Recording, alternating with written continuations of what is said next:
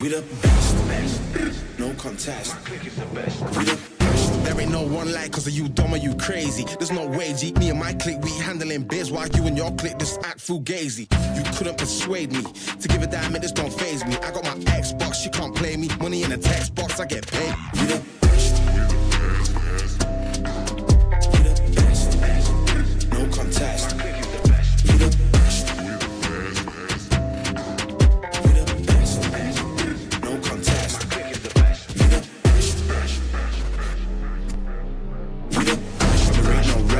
For the wicked, I'm bad and I'm blessed.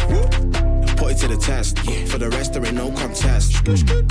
So what's next? Got me leveling up, I'm obsessed. I bring the fire like I'm possessed. My personnel and my clique is the best. There ain't no contest. There ain't no one like, cause of you dumb or you crazy. There's no way, G. Me and my clique, we handling biz while you and your clique just act fugazi. You couldn't persuade me to give a damn, it just don't faze me. I got my Xbox, she can't play me. Money in the text box, I get paid. We the best. We the best, best. We the best, best, no contest. My clique is the best. We the best, we the best, best. We the best, best, no contest. My clique is the best. We the best, we the best, best. We the best, best, no contest. My clique is the best. We the best, we the best, best. We the best, best, no contest. My clique is the best. We the best, we the best, no contest.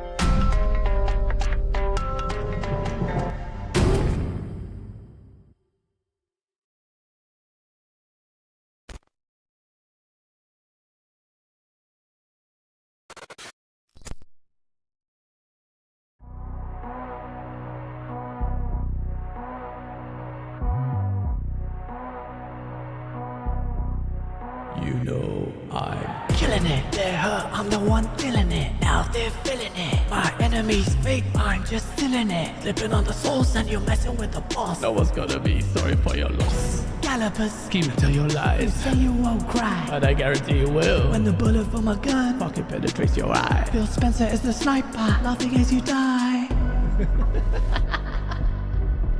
Fake gaming, wanna be gamer. Pretend gamer, think you got comedic skills when your comedy is a little bit lacking status. But still, so until you motherfuckers come at me with some shit, talking about some shit, understand that I got more games than you. Holding the line until the target's aligned. These pussies are just fully clapped, the content is so benign. Set fire to the whole stable. He's on the round table, wearing shoes with no label. Inbred pig's got no hair on their head. The cost of the lies that they spread in the wake of Xbox. Spending billions, not just little millies like an Aaron. Their Achilles, the sorcerer, but like 1,000 chilies. Consolidation is causing elation, except in the PlayStation Nation. Forced rectal irrigation of these bitches, busting all the stitches. You don't have the riches, leave these portals in the fucking ditches. Celebrate, we're gonna have a party. Dance on the corpse of Colin Moriarty. Choke off the Saudis, Habibis get rowdy. Circumcise the bitch so we can all scream howdy. When you make that kind of content, that very adversarial, you're not one of the weird like gremlins making fucking 20-minute videos about me. That alienates and isolates you from people and burns bridges.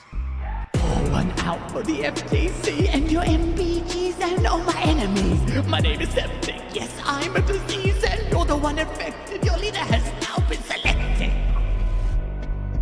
When you're authentic, that's why your product is successful. When you're authentic, that's why your product is successful. When you're authentic, that's why your product is successful. When you're authentic, that's why your product is successful.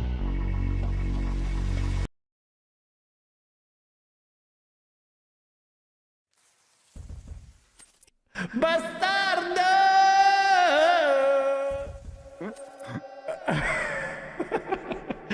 Well, ladies and gentlemen, look at this. I was gonna say, look at this bastardo, and my face came up. Look at this guy. Look at this guy. He's here.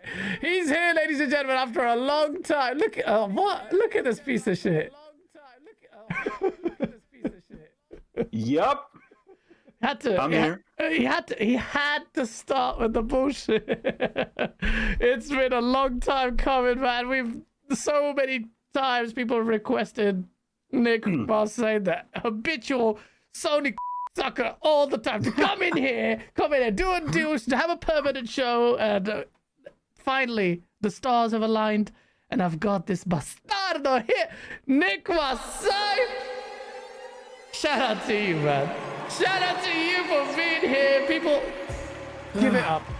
Give it up. Yeah, I mean, I think, well, thanks. I mean, first of all, thanks for having me, because you do your show on Saturday, so this is Thursday, so you're accommodating my schedule. I can't be on Saturday, so, I mean, so you're helping me out, so thanks for having me. I think this was long overdue. And I think it needs to happen periodically, because over time we trigger ourselves, like we trigger each other on Twitter, on WhatsApp, on Discord, whatever, and it builds up this tension that over time feels like it's about to explode into something that's not really, healthy. Yeah. So this is the chance to like reset. Yeah, a little de-stress. Bit. De-stress. Just beat the shit out of each other orally. That sounds weird. But you know what I mean. But it's good, man. Like, listen, me and you, we have the same kind of mind. Well, no, that's a lie. You're a piece of shit. But at the same time, I'm a piece of shit because I give you the hardest time on Twitter. No. You don't. Because I make the memes. I make the memes. Catch you on WhatsApp and stuff. Nah, like I know. There's two times in your life you have pissed me off, and it's nothing to do with what you think it is. It's nothing to do with the Xbox thing. One time was this stupid tweet where like gaming is back again of the Warhammer thing. That pissed me off so much. It's like, oh look, gaming is fine. Everyone said everything is okay. And I was like, what do you mean? Why are people liking this tweet? It makes no sense. Gaming is fine. I'm sorry. Why do you do that? Why do you? I turn on my console and I have what's it called? Choice paralysis. So Quiet Days Gone remaster. You'll have to play that again and again, and freaking Last of Us again. Bastardo, you play it. Not Days Gone Remastered. Days Gone Remastered actually the first remaster that I'm not gonna buy. Oh yeah, the first remaster. Okay. No, I got all of them pretty much. I even got Horizon, which I thought was useless, but I just got it. And pretty much everything else, you know, the director's cut of Ghost of Tsushima, director's cut of Death Stranding. I got the remake of Last of Us, remaster of Last of Us Part 2.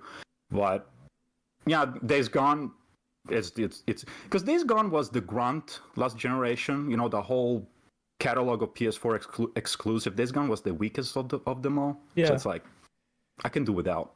It's fine. Okay, so even Days Gone, ladies and gentlemen, was too much for Nick Marseille, the habitual remaster buyer. That's okay, because Saros was there. Yeah, the one CGI that saved everything. I can't wait to chop it up with you, man. But I was saying, I'm not going to go through that Space Marines 2 thing.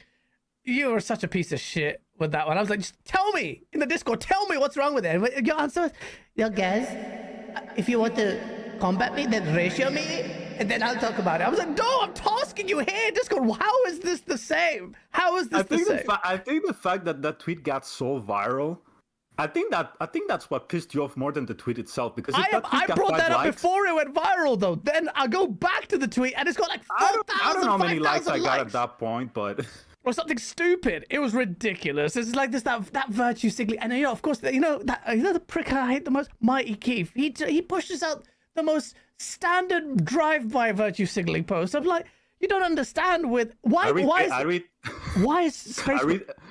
I retweet sometimes this stuff just to piss you off because I know you see it. And I was like, let's say I tweet something and he replies, like he leaves a like, or maybe he replies. I'll just click on retweet. It works. It works. You see it and it pisses you off. It works. So Mikey Keefe he just talks. He just pretends he's not a fanboy and he plays it. And I'm like, I would respect you more if you admitted it, and you never will. You never. But at least me and you, we admit. All right, we're pretty much fanboys for a platform, whatever the hell it is now. Which for you, I'm not here like this. I'm a PlayStation fanboy. It's not a secret. Yeah, obviously. You know what it would take. But this is me opening up like a book. You know what would it take for me to stop playing on PlayStation? What? Two things. Either my account gets banned forever and I lose access to 600 games. Okay. Or PlayStation gets out of business. Those are the only two ways I'll stop playing on PlayStation. So that means they could be absolutely dog shit for years, as long as you got the 600 games beforehand, and they go out of business. That's the only time you will not. But where am I gonna go? Let's say they have no games for 5 years straight, like zero. Yeah. Where else am I gonna go? To PC, and pretend that I like PC? Where am I gonna go? To Xbox, which we don't even know if they're gonna have like 2 more generations, or Nintendo, like. I'm just gonna stay where I am. What you're saying is you're committed, you're married, you're wedded for life. Like you have said the vows till death do us apart, is what you've just said. Like you will never, it will take, no matter all the shit that I give you all the time about the anemic roadmap, all of that is irrelevant until you've just said, unless they go out of business. But this is me. This is me. Like I grew up with PlayStation. So it's like I'm 31 years old. 28 years of this 31.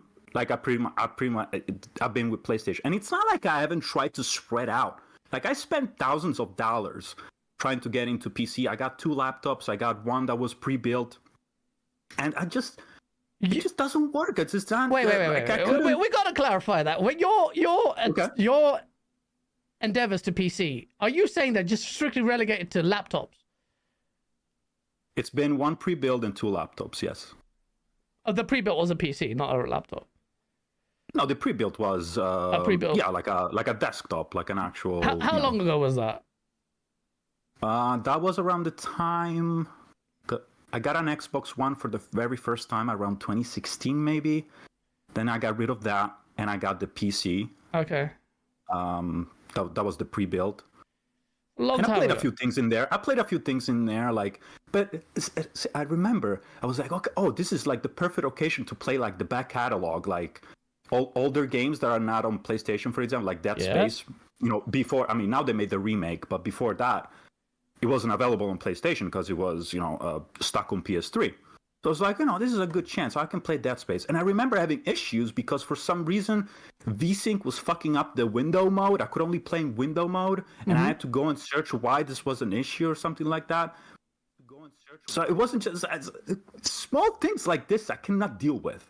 Yeah. So, I mean, that's why. I feel like, okay. Like, I feel like the issues, apparently I'm reverbing, chat. Is there reverb? Sounds good? Okay. Yeah, so, sounds good? Okay, sounds good to you? Okay. So this takes one troll to fuck me up and say, oh, reverb, and you've just completely mugged me. This is why I'm not looking at the shit. Yeah, probably best. But I feel like if I get, bro, I don't know what, I'm not saying the PC experience is perfect. Yes, there are niggling issues with PCs that you're going to get that. You're going to have technical issues and all of that. But if I gave you my PC as it is now and you download the games and you'll play it, I fail to see how you could not enjoy it. If you could see how Red Dead Redemption 2 looks. I feel like even if I was handed a perfectly assembled and ready to go PC, I will still have to deal with some bullshit. Because I retweeted this one Maximilian dude one time made this video where he was making fun of the PS5 Pro, but then he had to clarify a whole bunch of things. So it was like, the Final Fantasy thing. He pretty much shat on all the platforms, right? Yeah. Talk shit about PlayStation, talk shit about Xbox, Nintendo, and PC.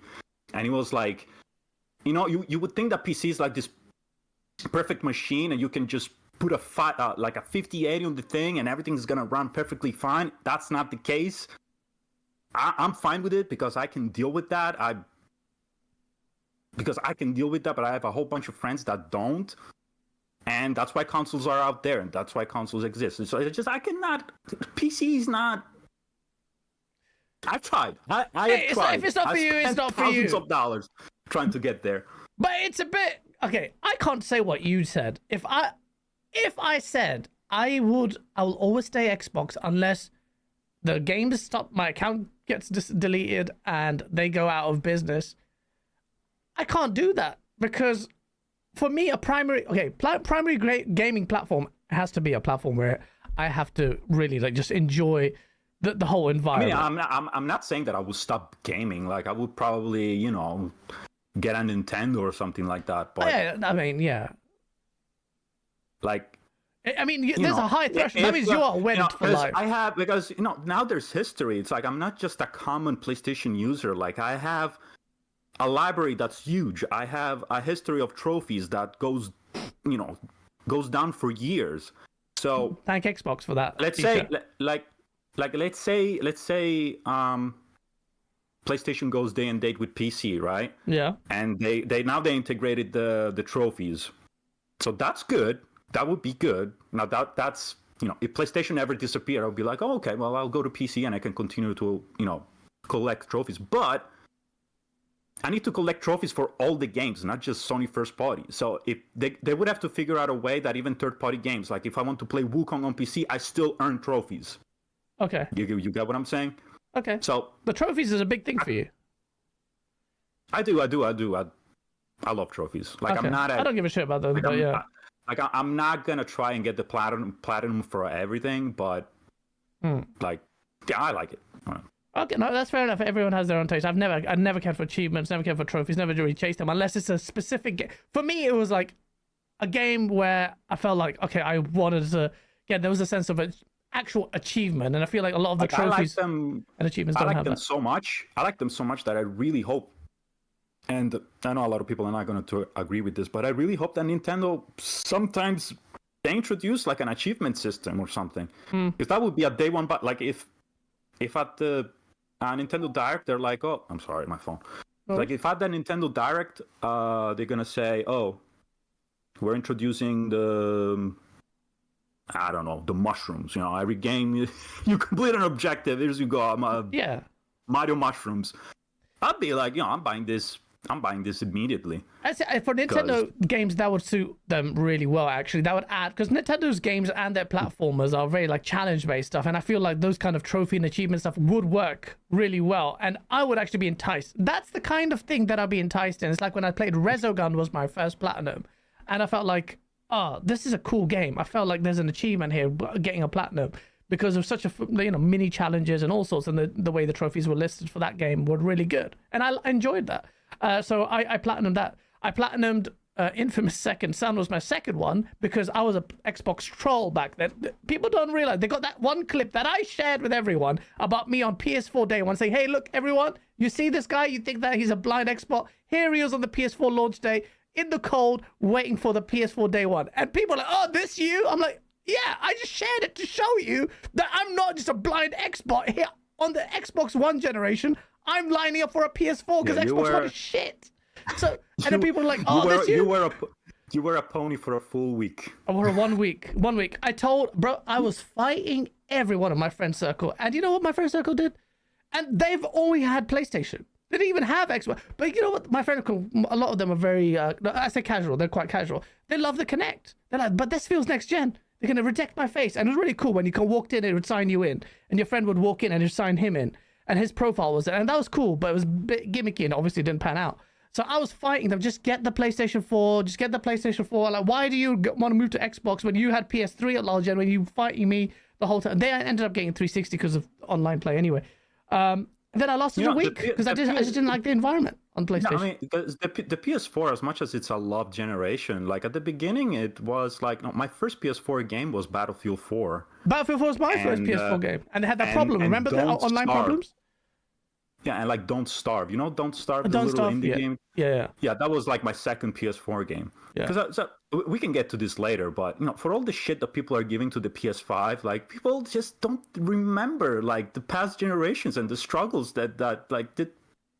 Yeah, PS4 gen was dead. This is one of the things people don't realize, and that's why I don't push back on it when you and Jack move on about this point, because it was very clear to me that the PS4 gen, the first 3 years until Bloodborne came out, for me, was dry as hell. Because you have to remember, go back, Killzone Shadowfall wasn't it. It didn't do anything for me. I liked Resogun, but that was an indie game that a lot of people didn't even enjoy, single player only, really. No one's going to play that.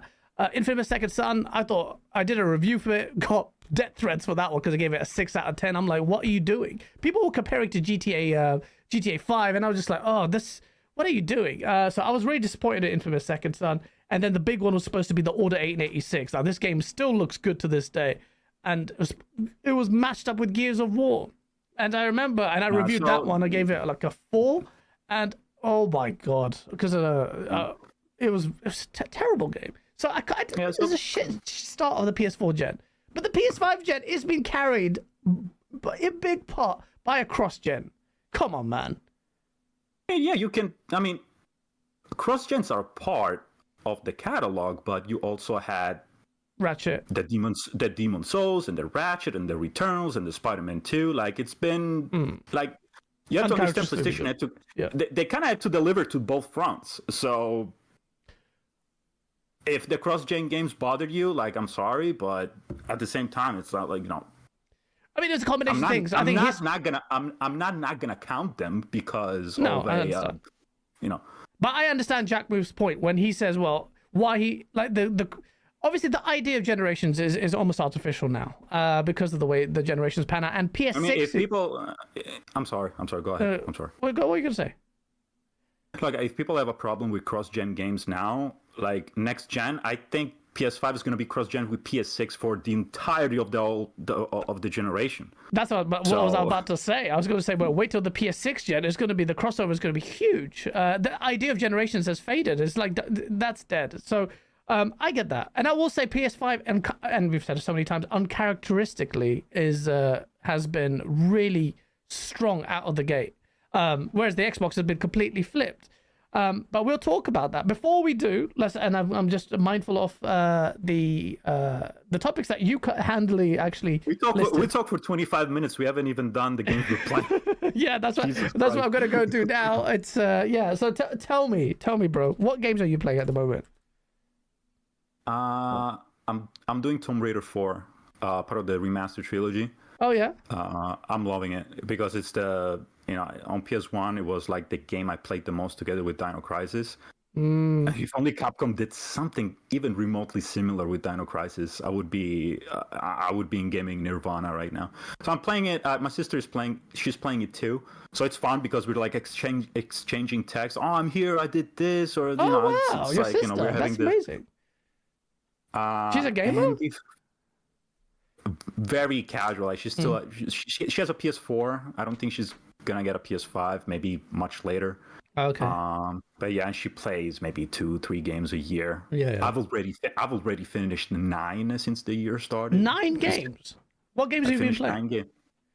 That's why I had the phone next to me, because I was like, I'm not gonna remember. So the first game I beat this year was Wukong. From start to finish. Oh yeah, I need to play that. Yeah. Amazing. Okay, that's good. Wukong What do you was thought about incredible. that? Incredible game? Wukong was incredible. It's God of War in China. It's I've heard that the combat looks a bit simplistic though, like a few moves. It's not like Dark Souls. It's more like Stellar Blade in a way. So if you chain and combine all the abilities that you have, a boss fight could be fairly easy. Okay. But no, it was phenomenal, man. The homage and everything surrounding. They covered every little thing that you can think about Chinese culture and folklore. It's there. It's in that game. Oh man, I need to start that. And the graphics are incredible. The art style. There are like cutscenes in between chapters that are super cool. It's the best game I played this year. Wow. Okay. So far. Then I did Avatar. That was garbage. Oh, okay. Prince of Persia, that I got the platinum for. It was phenomenal. Like the best Metroidvania after Ori. I think Ori is the best. I think Ori and Ori and the Will of the Wisp are the best. This one is just like one inch behind. I bought it ages ago. I haven't got a chance to play it, but yeah, okay, that's a good one. Wow. Okay. Then I played Beyond Good and Evil because I never played it on back on PS2. Oh yeah. It was, I didn't lose my mind over it, but it was cool. It was interesting. Oh, It was good to. That's a good game to go back to. Very good show. Then I beat Lies of P. I had it in my backlog for the. That's also my backlog. Yeah. What do you think of that? A lot of people had them in the Game of the Year, actually. This was the only game that I had started already, so I didn't start from scratch. I had like 6 hours already. Yeah. I didn't fall in love as much as everybody else did. Okay. I thought it was fine. I mean, of course, I finished it. I liked it, but yeah, BG and Jack were already all the comparison with Bloodborne, all the comparisons with it was cool for what it was, but it wasn't Bloodborne. So yeah, and then I finished Atlas Fallen. That was just because it went to PlayStation Plus, PlayStation Premium. Okay. So I was like, I took the excuse just to finish it on the portal. But it wasn't great. And then Metro Awakening for PSVR 2. And now I'm doing Tomb Raider. So that's really good games. Really good games, man. Problem with doing content creation is a lot of those games. Liza P. Well, I don't know if it's worth streaming Liza P. But Black Myth, I have to stream, and I still have to complete Elden Ring. Black Myth is phenomenal. I need to play that. I still can't believe that game is not on Xbox. It's that's just such a loss. It's such a loss. It's phenomenal. I need to play that. That is when I have to stream it, because it's games like that, like I did with Sekiro. It took me years, but I finally got some time carved out. You still need to finish freaking Elden Ring. You started that game twice. I have to start a third time now because I'm on PC. There's no save transfer, so this is the problem. But to be honest, I kind of want to. It's kind of an excuse to play again. I actually love Elden Ring, but I just need a week. Nick, my life doesn't allow me to do it. But I'd be playing like, even when I play, I know this is gonna sound really lame, but even when I play games, I feel like I want to share my reaction to what I'm playing. So completed Ghost Runner. It's not for everyone, but Ghost Runner 2 was amazing. Ghost Runner 2 was amazing. You play that on console? Because that game was made for mouse and keyboard. I don't know how you did that on console. It was really tough. I played it on PS5 just fine. I mean, it runs at 120. But the controls is what the hard part. I mean, I upped the sensitivity a little bit. Yeah, so I was gonna say. Yeah. I was just a little quicker, and I struggled a couple times in the toughest parts, but the bosses, some of the bosses. Then I loved it. Yeah, Ghost Runner 2 was amazing, man. I played that. I started playing Max Payne again, which is ridiculous, and then Red Dead Redemption 2, which faced Let me read the super chat. Face, thank you for the $20 super chat. New narrative. Console wars are over. It's content wars. And Microsoft is publishing more games on PlayStation than Sony, EA, Take-Two, and Ubisoft. Does the same thing, guys. Why own an Xbox if their games are PlayStation? You're saying so many different things here, Face. Why? Why own an Xbox if the games are on PC day one? That's backwards. Face, we already had this conversation on Twitter, bro. I was primarily Xbox this gen. And now I don't even touch the thing. The only 2 games I want to complete are Lost Odyssey and Mad Max, because I can't transfer them over to Xbox. That's the only 2 games. Then I haven't touched this. Thing is gathering dust. I don't play Xbox. And you're right. There's no point if you've got a gaming PC, which I finally got. By the way, Nick Marseil, you piece of... What is wrong with you? Why do you hate it when people play former PlayStation exclusives on Xbox like I did Death Stranding? You had an aneurysm. You hated it. Despite the fact that I gave it its flowers while it was exclusive. You want me to play when you want, where you want, which is PlayStation. And you just... I was like, he's not going to... Oh, he's done it again. And you did this before with something else, or was it with someone else? I don't remember. What is wrong with you? What do I need to do? I've explained to you the difference between me and you, right? Like back when I had an Xbox, I played everything that interested me. I played it right there when I had the Xbox. Okay. I was like, imagine if I okay. Perfect. Imagine if I had an Xbox back when Forza Horizon 5 came out. Yeah. No, Forza Horizon 5 came out. I had an Xbox. I never touched it. And now that it's releasing on PS5, I'm buying it day one on PS5. That's the same shit you're doing with the PC stuff. PC, that's my PC was shit. If I tell you my PC can't run it properly, it's crap, and I can't even play Doom on it, what more do you want me to do? Death Stranding runs on a potato. You could have run it on a My 1060, PC can barely run anything. That's the problem. I've been saying it for ages, and you know it. Even if I could play it, and if you, in your scenario, you had an Xbox and you played Forza, but you stopped, or you didn't play it that much, or you didn't play it at all, and it came out PlayStation, I would understand, because you've finally got in the environment you want. For the you just started this podcast. You said you'll play on PlayStation forever. PC is not for you, but PlayStation is. It's the reason why I kind of moved away from PlayStation 4. A lot of people are trying to downplay how important the environment is, how your friends list work, how game chat works, party chat works, and that environment is so important in inducing people to play on a particular platform. Now with Xbox, with Game Pass, the Xbox Windows Store was so bad.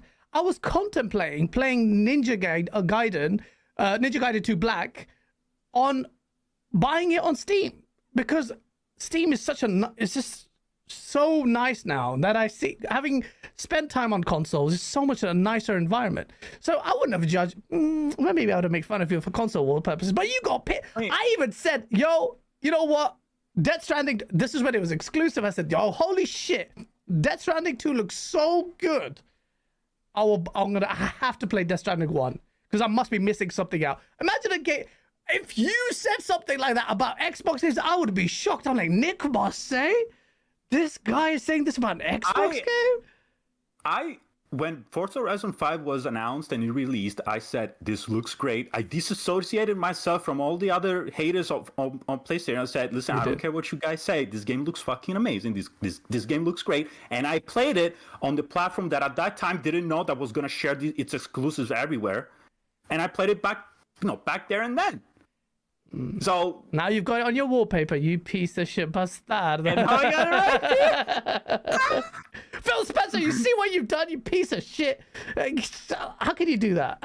Poor Phil Spencer, man. He was just on the podcast with Xbox Era. Oh yeah. And they were getting blasted because they were not asking art questions. And I'm like, what art questions are even left for this guy? Yeah. This guy's been an open book for the past year. Like, what do you want him to ask? Well, he talked about red lines. He talked about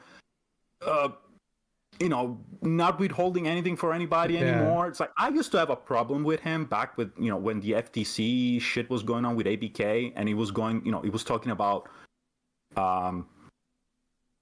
sharing games with everybody, and what everybody plays, we all win, but they were still doing exclusives. So to me, that was weird. So you're saying all this virtuous shit, but in practice, you're not doing it. Yeah. Now he's doing it. So now he's living up to his words. So I'm like, okay, like, can't tell him nothing. Well, Poor man, but like a victim of his own ambitions, man.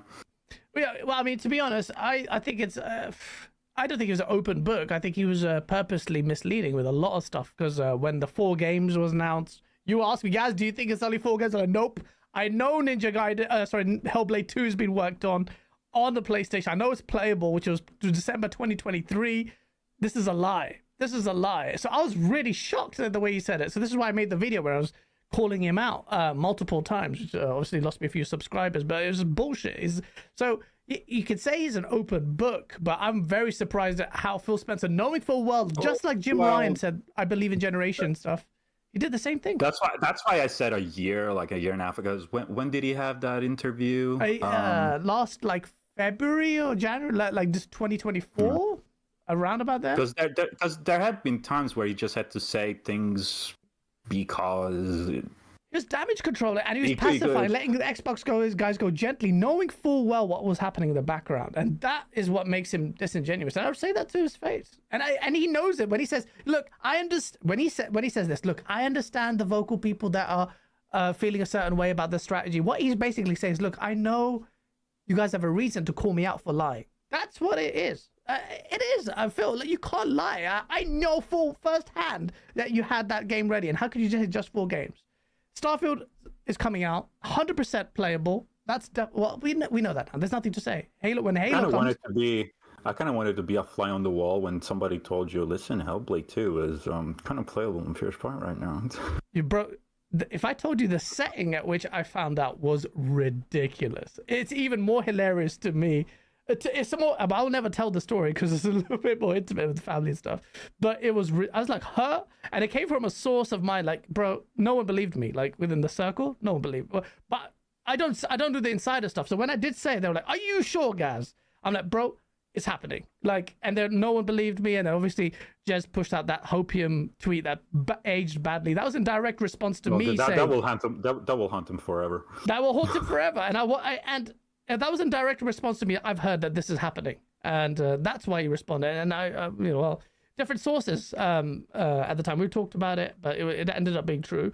And bruh, it was just like, bruh, you cannot do this. I found out just after I was making fun of Portal Rock and them lot with the blade thing. I was like, oh my god, I just made fun of them, and now you're doing this. This is bad timing, you dumb pieces of shit. It's so bad, but you got to laugh. I would never. I mean, the future is green video will haunt you too for a while.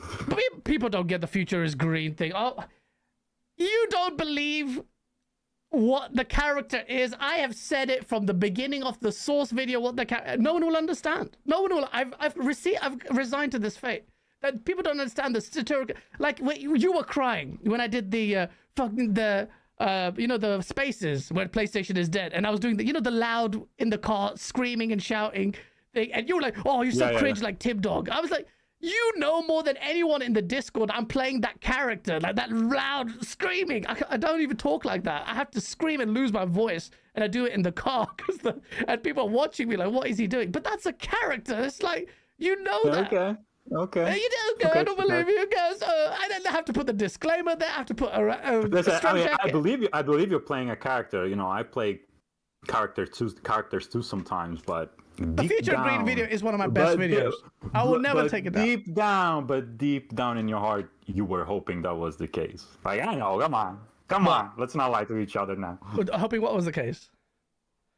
That Xbox was gonna keep all the games exclusive, and they were gonna have. Of course, I wanted that. But even in the same video that people don't put the next bit that they never share in that video is like, I say that I literally say even if they don't put exclusive, it's on Game Pass, which is crazy, because there's Call of Duty. But that was segmented to Call of Duty. But of course, I never wanted the exclusives to go. For me, that was a big L. The moment Xbox forsaken exclusivity, I'm always vehemently against this kumbaya. People, I hate how demonized exclusives are right now. I hate it too. And then Xbox guys, I've said this on podcasts and I put it on Twitter, and I'm getting it from the Xbox guys. This revisionist history on exclusives, I'm sorry. Like hate if you have a vibrant and dynamic industry right now with the big three, PlayStation, Nintendo, and Xbox, it's only because of exclusives. It's not because it's not because of some gimmick or some feature, you know, a quick resume or the haptic feedback on PlayStation. No, like these consoles need different, like big differentiators. Yeah. And only exclusives can do that. Like there's no haptic feedback, there's no like triggering, like there's no quick resume. Like the moment you don't have exclusives anymore, the moment one of these three loses that big differentiator and starts to slowly fade away, like people are afraid it's happening to Xbox, and eventually maybe you lose that platform, and from the big three now you have the big two. How does that benefit like the consumer at that point? But the thing is, I was arguing with Asa on this very point, and he said, look, ultimately people will still compete on a product level, so you'll have, but I think that just completely ignores the reality of what took this industry so far up until now. And all of a sudden you're saying on a product level everything will be fine, but you just removed a massive impetus on a platform level to compete. When Microsoft is doing its audits and saying, well, holy shit, Last of Us is so good. Why is it so good? We need to invest in motion capture tech. We'll look at Ninja Theory. They bought Ninja Theory because they recognize, holy shit, cinematic games are great. We need more motion cap studios. And look at Hellblade 2, which you will get to play very soon. This year, 100% is coming this year. You're going to play it, and it doesn't feel like an Xbox game, because the motion capture in that combat is so exemplary beyond anything I've played. That is a direct result of PlayStation beating Xbox so much that they had to invest in studios like Double Fine and Ninja Theory and then get the mocap ready. And there are a trillion examples of this. So I will never, ever capitulate on this point, because it's like you're arguing against history. So obviously it's a lot of Xbox guys have adopted this, and I'm against it. And I wasn't before, and it says, I get it, I'm a console warrior and all of that, but people need to understand how malleable I am in this, because ultimately, despite all of that, not console anymore, but on the brand element of it, which is ridiculous, the competitive point is so fundamentally, I'm so passionate about it. And I have some severe question marks about, because this is platform wars, but the impetus isn't there. Microsoft is going to relax now. PlayStation, when Forza comes out on PlayStation, it's going to dwarf the sales of it's late in the day, but I still think PlayStation sales will dwarf the Xbox sales because of Game Pass as well. And it's had like 40 million players, which is ridiculous. So Xbox is going to get, now is a third-party publisher. So there are ways around that can happen. I just don't know what this competitive landscape is going to look like. I just don't have the answer to that. But I don't understand how three huge platform holders competing for our dollar with exclusive content, with games that are like our games are better than yours. You come over here. No, my games are better than yours. You come over here, and creating this escalating effect. Like now. Gran Turismo used to be fucking huge, used to be, great. And because of Gran Turismo, then Xbox made Forza. Exactly. And now, this like trying to surpass each other, making this great. Like, how does not? It doesn't exist. And then people like Alex would be like, well, the Wii U failed and it had great exclusive. Like the Wii U failed because everything around that console was garbage. People did not even know it was a console. With Alex, by the way. like people did not even know that shit was a console. They thought it was an accessory for the Wii. Yeah. So the fact that it failed, it's not because bringing up that to say that platforms would do better even without exclusives. Like it's not substantiated by like just history. Yeah. And you know what's funny? Like, he hates exclusives, but his two favorite PlayStation systems are the PS1 and the PS2, which are the two PlayStation systems that probably had the most exclusives than the rest. But in defense to that was a different time. In fact, we're talking about first-party exclusivity. That really was birthed during the PS3 gen for Sony, for PlayStation. Sean Layden has said it. Obviously, this whole idea of quality first-party games, that became a thing in the PS3 gen, man. I mean, it was already a thing. It needed to be enhanced because the shithole they were in. Yeah. Because they already remember Crash in front of the Nintendo headquarters, like, oh, you're not fucking nobody. It's like the Jack Thompson ad and all that. Yeah. I remember. No, obviously they existed before, and the reason why Tomb Raider helped the timed exclusive of that helped tank the what's it called, the Sega 3DO. But yeah. Yeah, that's one thing we will agree on. I will never. I hate that point. I hate the point that everyone is now. Most people have just capitulated, especially the Xbox guys, because it's convenient because of the platform war. And I can't take that. I will never agree with that. How that pans out in this gen, I don't know how that will work, because something will have to give, and there's a very competitive industry anyway. So competition will be morphed, but it will never be as good as the hypothetical multiverse where Xbox has still got the testicles and fortitude to fight on a platform level, like exclusive level, and it's a sad thing. So I don't fall for all the bullshit, kumbaya statements on it. Face, guys, you waited 7 years to play Red Dead 2. Yes, I did. Well, I played it on the Series X. You're not playing Red Dead 2 for the first time, are you? Well, no, I'm playing it again, but I stopped playing because of the PC version, and wait until the PC. It was literally Colt Eastwood said, by the way, just wait for the 60 FPS. On PC, and I'm like, all right, when I got my PC, I'm playing that, and it's amazing, man. I can't believe it's not 60 FPS on console still. I don't know why that's the case. That's the reason that's making me like fear like GTA 6 is gonna be 30 FPS on PS5 and whatever. I'm playing Red Dead now, and they're gonna artificially withhold the 60 FPS for the next gen console and PC, so they can make all the double dippers. I'll be honest with you, Nick. I don't even know if it's artificial, I think you might struggle to. Well, it depends. I don't know the implementation, but I think you'll struggle to argue why. I think it will be 30 on, and I may be wrong, but I think it will be 30. I think it's going to be. Well, it's going to have the two options, 30 and 60. I think the 60 FPS could potentially be, you may have a lot of, very low resolution, maybe, some big compromise, but I think they will have a 60 FPS option. I think that, they make comments about the Series S, and they're not concerned about the Series S, which, great.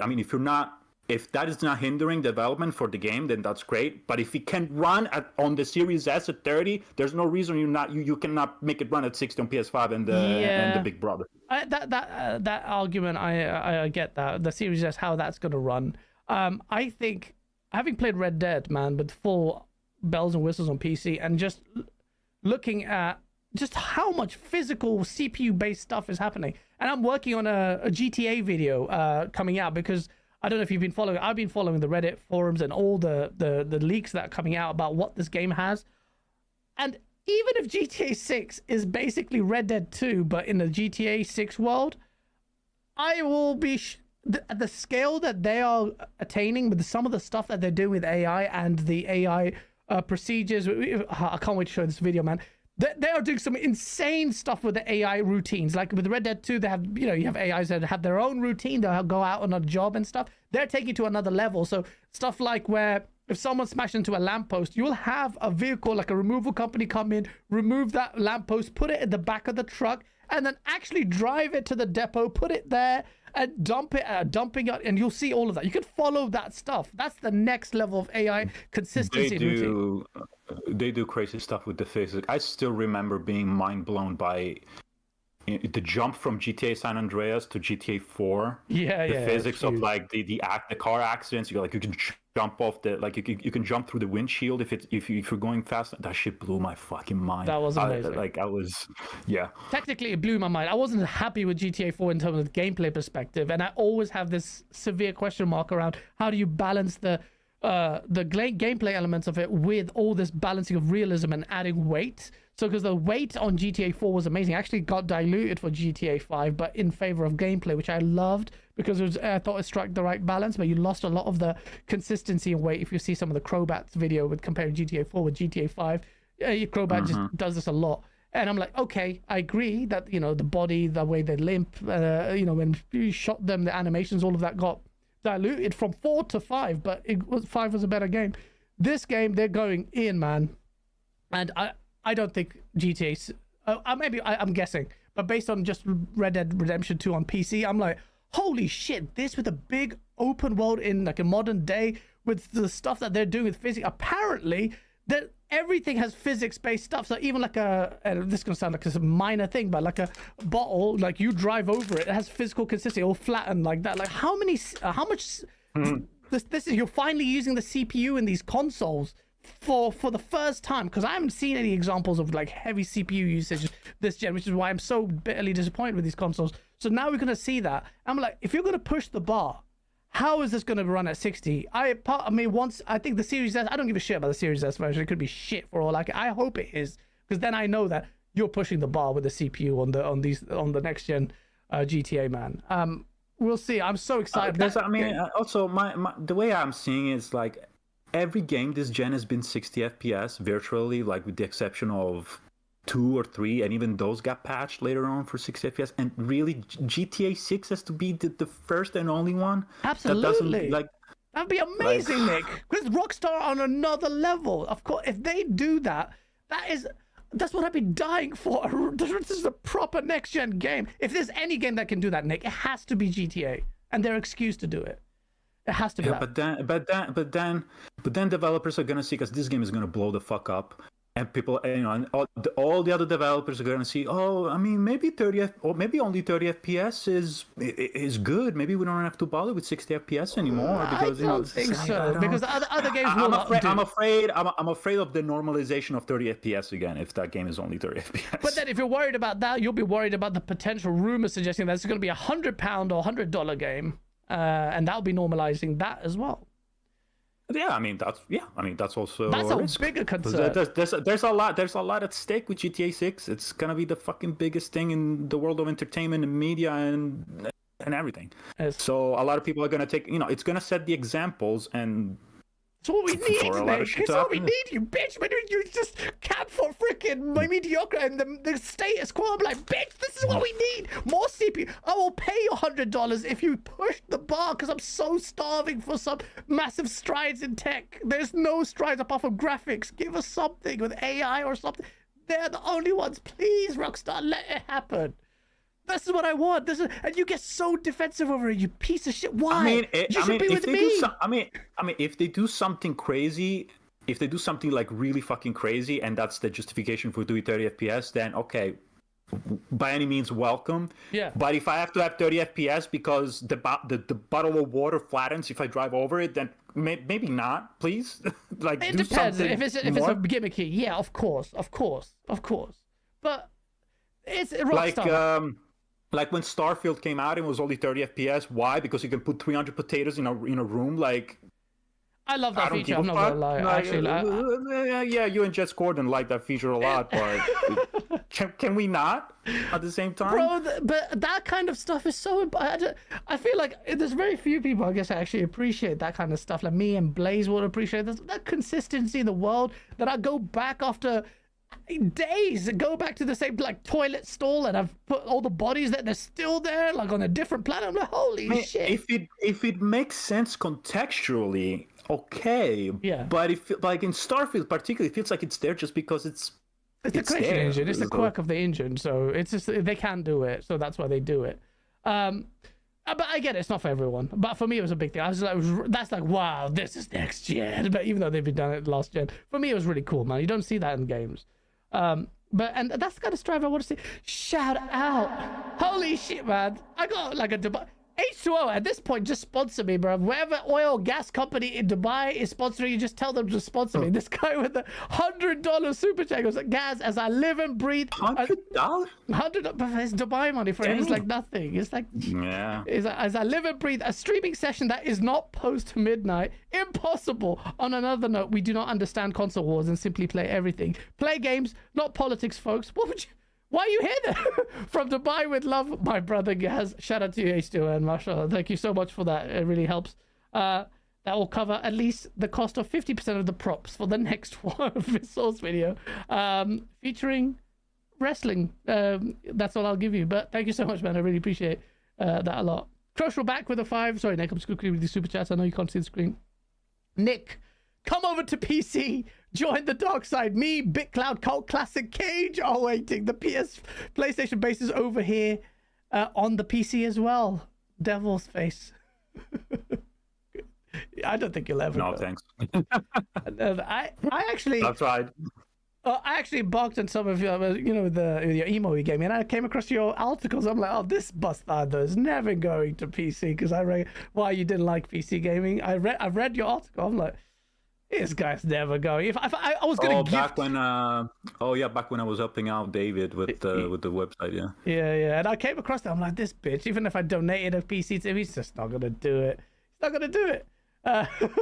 No, I mean, at least I'm not fucking lying. Like, I'm not trying to. I don't think you lie. Give me money so I build this PC. In the meanwhile, I don't want to. Just take it now. I would never do that shit. No, I know you would. Daddy Passion, guys. Thank you for the $2 super chat. The war is over. I know Xbox lost. Gaz, PC is the best place to play. It is. And XD Mello with the $2 super chat. Any hair growth recommendations? I've seen you with forehead hair. It looked good. But I think it looks better. I'm so glad you got rid of it. For the longest time, I didn't say it because it helped me with my memes. But why did you keep that at the back of the head? It's just like, it looks so much smarter. And like in the avatar, you mean? Yeah, that little hair at the back. You got rid of it, you piece of shit. And it helped with I my memes. I just to make that avatar, I just used like a little like an AI thing, like Lensa, I think it's called, and it did it that way. I was like, meh, that's serviceable. But you know what's funny? I edited the hair out, so now it's nice and clean and smooth. I just did it with the phone with like a little like the manual paint. I was like, this looks so bad. But like, you know, the avatar on Twitter is really small, so you're not going to see like the little like imperfections. I was like, this actually works well. It looks fine. It looks fine. You have to embrace it. You have to embrace it. Let's say thing about with Solid Rev. It's just like embrace it. And so, yeah, I know. Like when you're balding, you're either you got to go all the way, or otherwise, it doesn't. Or go to Turkey, and then just look weird. Like that. I'm like. Even when I had hair, I was never really happy with it because I never knew what style, what to do, and so going bald in a way was kind of like a relief because it's a really low maintenance, and I look good in it. And honestly, it's true. Your head shape is fine. If I went bald, it would be weird. I would look like an alien. So I pray I don't. I was afraid. I was afraid that my head shape was weird and like it looked like an alien. Looked like the long. Yeah. It's fine. Honestly, my head would. I'm liking my beard is okay because if I didn't have a beard, I'd be like. No, you got a good beard. It's good. It's good. But honestly, if I didn't have a beard, I would go to Turkey.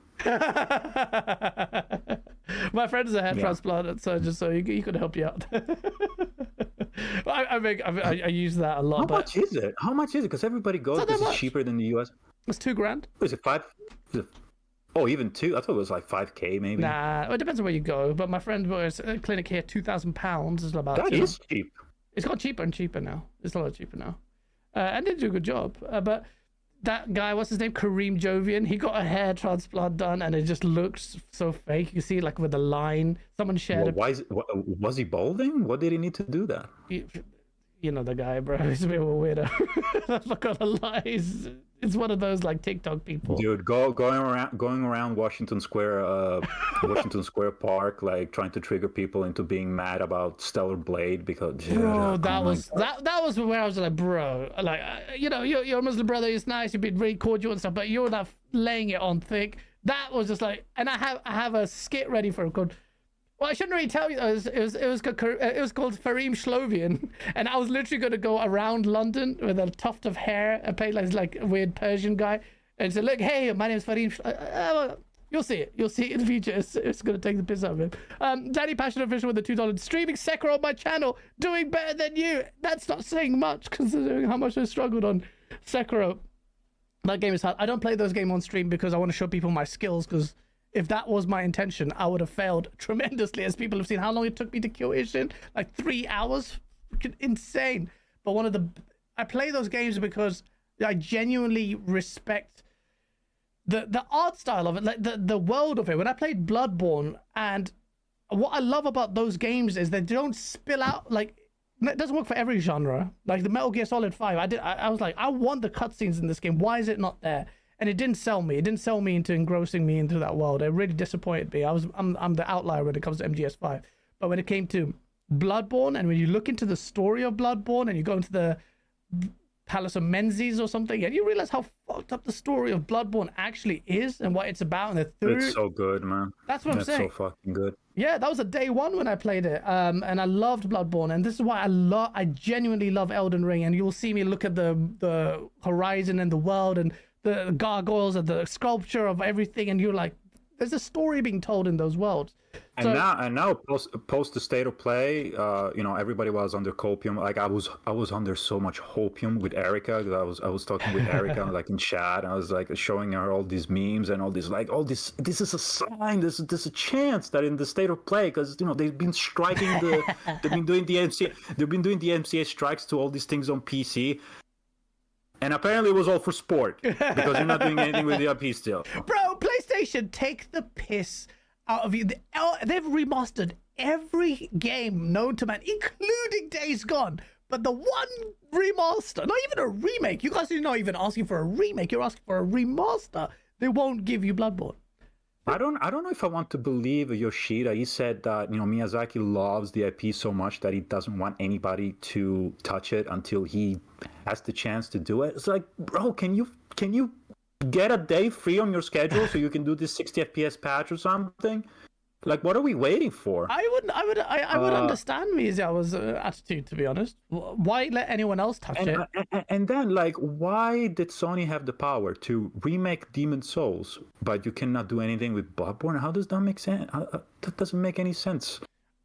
It depends on the level of Demon's Souls. Was like, okay, it's an old game, and then you've got Bloodborne, which is almost like its own thing. You can tell there's a lot of passion involved. That's why Bloodborne is its own thing. Bloodborne next month will be 10 years old. Holy shit! Holy shit! I remember. I drove to GameStop. I drove to GameStop to buy it, and I didn't even know it was gonna be all that good. I drove to GameStop to buy it. On my way home, I ran into a car crash. Oh, I had a car accident. And still to this day, I think it was all worth it. it was still worth it to go to for GameStop the dead person that you killed over. Yeah, it was all worth it. It was a truck. It was a truck that was driving behind me, and he said that it didn't put my blinker on, so he tried to pass me on the right, and he hit me like it was whatever. It was like, yeah, it was 10 years ago, so fuck it. Damn. But life is like that. You'll get like for me anyway. If my good and bad always balances out. So a lot of good things keep happening to me. Secretly, I'm like, what's going on? What's happening? I get nervous because there's always like a balance. Like some shit's gonna go down, and it's the opposite. But a lot of shit's happening to me. I'm like, there's got to be some goodness. So Xbox is gonna win somehow because a lot of bad is happening with their third-party multi-plat strategy. We'll talk about that. So yeah, Sorry. Yeah, of all the remasters that they could do, Bloodborne they're ignoring. Bloodborne would be a fucking hit. Even on PC, it would be like, and especially now with the success of Elden Ring, like, can you capitalize on that? Like, everybody now knows From Software and how good they are. And Kai Cenat was playing it, expended so much money and marketing it for his own channel, but everyone started taking notice of Bloodborne and nothing. So at this point, it's just like ridiculous. This is why making fun. Can we talk? Okay, let's go into this. Yeah, Do we go to the state of play? Yeah, we're going to state of play. It's state of play time. Oh shit, Nick Marseil, man. I know. You know, this is how I know I control you so much. Sometimes if I wasn't there, you would not push out the tweets that you were pushing. I'm sorry. How can you go from? I need to pull it up on screen. But how can you go from the little squiggly drawing of the horse with nothing, like the end of gen PS3 and it's all shit, like, you know, Game of Thrones, how it ended is basically PS, to one CGI trailer for one game being shown off, and you are just like, yeah, and I know you saw, you bastardo piece of shit. Deep down inside you are like, fuck, this guy's gonna be a bitch, and I have to squeeze out this CGI trailer for Souls. I mean, you did it, and you know, fair play. I would do the same for you, but you know, I was really disappointed for Blue Point when I knew that they wasted all that time, you know, on a live service game for God of War. I was really fucking disappointed. So I was like, you know, I'll make a tweet, and for, you know, to sensationalize it a little bit more. I make this funny, like, the meme with the horse that hat's on fire and the other half, it's like all sketched out and shit. So that's why, because I was, at the time that I got the news of Blue Point, I was disappointed. Yeah. But then we had the State of Play, and at the State of Play, they closed the State of Play with not only an announcement of first party, but a brand new IP, which everybody's complaining this gen is all sequels and remaster. Now we got the announcement of a brand new IP, and I'm not supposed to be happy. I'm still upset at Blue Point, but does that change your drawing? Would you push that drawing out again? No. CGI trailer, man. The half that's all drawn out, it gets a little prettier. It gets a little bit of hair on the mane, maybe. Yeah. I love. But it's also like I don't shy away from being disappointed, like to criticize. Like, you still remember when we had the State of Play that started with I will baby never steps? forget those tweets. The biggest funk I've been in for a while. I know that. And if I was equally as disappointed, you don't think that I would, just show it on Twitter? It's like, I don't care. I feel and you like weaponize you weaponize all kinds of actions. Like, whatever you did, I would weaponize. Yeah. Yeah. So who cares? No, I understand. But I will say this, Nick. You guys came up to Gaz. You were saying you like this, and this, but you still said it was a mid State of Play. No, but I have to, okay, I'll get into it. But this State of Play to me wasn't good because we got Sorrows, and then there was a whole bunch of third party, like, Hell Is Us or Tales of Annihilation. All that stuff is good and well. Yeah. But I was happy with the State of Play, not because of its singularity, but because it comes from, okay, we got the State of Play when we have, we learned about Sorrows. Prior to this, we got the Game Awards, where we learned about Intergalactic, which is another brand new IP. Mm-hmm. The same show where Astrobot won Game of the Year, and got me to return to Twitter. Yes, I was trying to get out of it. And prior to that show, we got the State of Play when they announced Ghost of Yote. So PlayStation fans have less to complain about today that they did back in August.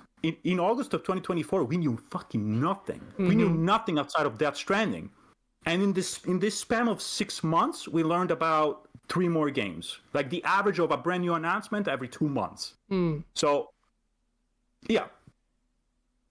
When do you think Intergalactic is coming out? What do I have to I'm in a better position now that You have a lot to complain about. Intergalactic is not going to come out.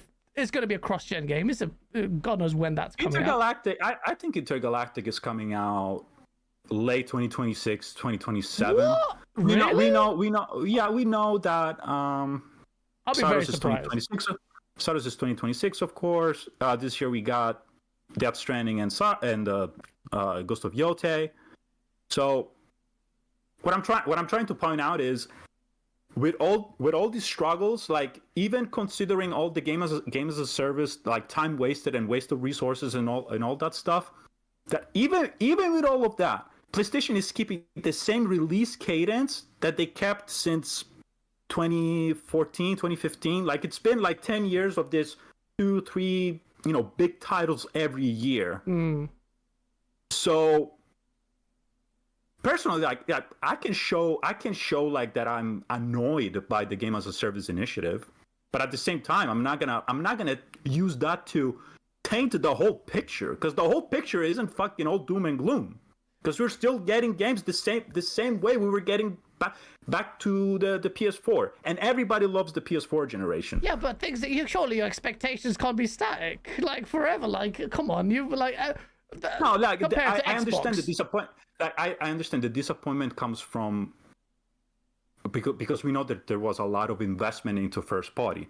So from all this investment, you expect maybe more, and instead of getting more, you're getting pretty much the same, the same quantity as you've been getting.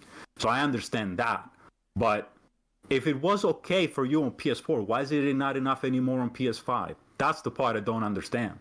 I mean, because people's expectations are naturally okay to get higher. Like, if you are happy with the status quo all the time, and we had this the second time you pissed me off, and out of the 2 times you really pissed off, was when you were arguing with us about being disappointed with multiplayer this gen. And you're like listing out all these like last gen games and Apex and stuff. We're like, no, we want to see strides. PlayStation's investments in all of that should result in more games, not less. The same with Xbox, and Xbox is finally you have to draw the comparisons. Like the roadmap thing, a lot of people think it's just hubris, it's nonsense, but we've gone from list wars, which was being imposed on Xbox guys, to now rationalizing and saying, well, last gen we had just about the right cadence, and now it's matching it, and it's fine. And I don't agree with that. Because the thing it's also last gen PlayStation fans were like used to like shows where they had multiple first party, like the 2016 E3, for example. On that show, they pretty much revealed the entire roadmap until the end of the generation. Yeah. This time, like I said, they are. I don't think the problem is content. The problem is spacing. Because if in this month in February, if you had a showcase that showed you for the first time Yote and Intergalactic and Saros, people would be a lot happier. It would be crazy. That would be a massive. Yeah. But you understand the content is the same. It's the way it was distributed and distributed. That's annoying people. That's what I'm trying to say. Absolutely, but this is the point. People don't understand that point of it as well. So when we were making fun of the show itself, it's compounded as a result of compound interest from successive shows that have failed to pacify people. Now, Ghost of Yota, I'm not going to talk about the graphics with you because Erica's here and she doesn't understand the point, and she's going to cry again. But I'm going to say that. So that to me had a diminishing reaction because of that point I made about the visuals, but also because you've got compound interest from multiple big events where we're supposed to hear this and this and this. And then I scaled back my expectations, and before going live, and this time I wasn't trolling. I genuinely believed State of Play was going to be good because I wasn't expecting masses of everything. What I did say was, well, how can they fail? And me and Cole Eastwood of all people were saying, I said, bro, if they just show off what we know is coming out this year, that's fine. They didn't show off Marathon, which I'm genuinely excited to see what that looks like. They didn't show off Ghost of Yota, which is supposed to be released this year. Irrespective of my visuals argument, I want to play that game. And there's graphics. I want to see, it's gameplay. I want to see how good that is and how they're going to sell this character, because she's got big boots to fill in with Jin Sakai. And then you've got Death Stranding 2, which is going to be a big one. Now, it's a recency bias thing. This year's going to be a great year for PlayStation, because unless these games get delayed, which I don't think they will. But it's the show of it. When Xbox's last year, when they had that summer showcase, it was insane. So Xbox, and people conflated that with the Dev Direct. I'm like, bro, as far as the show is concerned, and a show is a show, like the spread that you talked about, absolutely relevant. But if you condense that in one show where you show Gears of War, even if it's CGI like it was with Saros, and then you supplement that with perfect dark gameplay, you've got State of Decay gameplay, you've got all these other games they showed off, and then you've had Clockwork and all those games shown off. The expectation is high. The fan base will get excited for it, and that's the only thing right now, well, that is keeping Xbox guys actually aloof or really happy, because they've got even like Avowed, which I'm not really that interested in, but the release cadence is there. You've got the roadmap, you've got all these great games, and you have something to look forward to because there's so much on that plate. So I know Xbox is now a gigantic mega publisher. This is the irony behind all of this bullshit, which we'll touch about in a bit. But it's just the show, and PlayStation decided to do this spread. And for me, as a like the platform warrior, whatever you call it now, because saying console war, even for this title, I just did it because brevity, because it's hard to get all the words in on a template. What PlayStation is resigned to is having another decent, solid show and nothing outstanding like last year's Xbox show, unless they really come out and surprise us. And that's what I'm saying. There's no doubt that they could have, put Ghost of Yota in the State of Play. They could have put Death Stranding, but Death Stranding is having a standalone show in March or something. Ghost of Yota is probably going to have its own State of Play. We know that they're going to show gameplay for Saros later next year. It's just how they're deciding to communicate this generation. The communication hasn't been my my favorite part either. Yeah. But it's just how they're doing it. Yeah. No, absolutely. Regarding, Xbox fans, have all the rights of the world to, be excited and, like the showcase that Xbox is doing, because they are good. They've been good showings. But you have to understand, those are third-party showings. Like everybody's. This bastardo is true. It's true that it's like that shit drove me crazy when it's like, oh, Xbox this year is releasing more games on PlayStation than PlayStation. Oh, is. That pissed you off so much, and you kept no fucking shit they are. It's just it's like, you've seen the meme I made on Twitter with Take-Two and Ubisoft. It's the same shit. Like, it's not the same shit. As much as you want it to, you're gonna ignore the fact that they're still a platform holder with their own hardware in this space. You're gonna ignore that the Xbox was a platform that had no games. You're gonna ignore that. What does having a platform change? They're still putting games everywhere. But so it's like, you can't ignore the legacy of Xbox having no games, having Xbox bullshit games, and people making fun of those games, and not you. And that was still true, and that's why Xbox is in the situation they are today. Yeah, but now they got their ducks in order, but they decided to share the ducks with every fucking body. Absolutely. But yeah, you can't have your cake and eat it. That's what I'm saying. You have to respect the fact that Xbox still has a console. They are still in this space. You can't ignore the narratives of Xbox having no games, and then Xbox is feeding you, Nick Marseil, so much better than PlayStation is that behind you is a freaking PlayStation Portal with the Forza Horizon wallpaper and not a PlayStation game. Come on, man.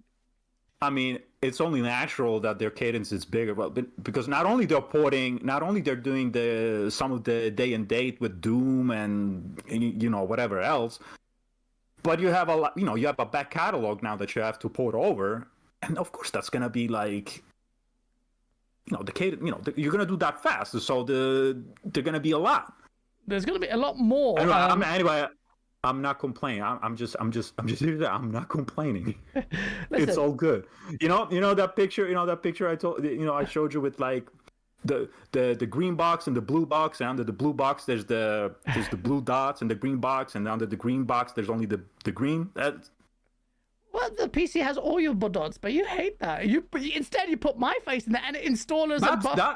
That's fine, but PC it's not one of the big three. PC it's like the Wild West. The PC is like the place where like, the platform is struggling right now, so let's just get some pennies and dimes out of that ecosystem. Which platform is struggling right now? Sorry. Well, it used to be Xbox in 2016, and now PlayStation needs more revenue, so they're doing their scattered, releases on PC. So PlayStation needs more revenue. This is interesting coming from you. PlayStation is struggling, the platform is struggling, and that's why they're bringing the games to PC. Perfect segue. Well, Yoshida actually, Yoshida covered this in the interview with Colin, and he said why. I'm going to jump into that in a sec. Just quickly catch up with the super chat.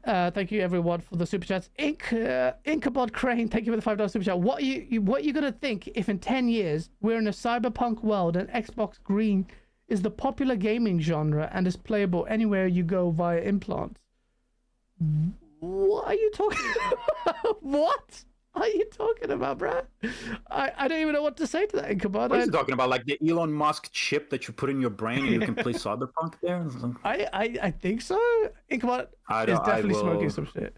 Definitely smoking. I think VR is as far as I will go when it comes to having like living a reality. Like I'm not putting chips in my. I'm not putting chips in, especially those produced by Elon Musk. You must be kidding, bro. Oh, dude. That's just a dystopia. Oh my god. Blaze 4K with a $2 super. She goes, tu sei un peso de spazzatura gas. I don't know what that means. What? Say that again? T-U-N-S-E-I. So tu sei un peso de spazzatura gas. I don't know what that means. He said tu sei un pezzo di spazzatura, which means you're trash.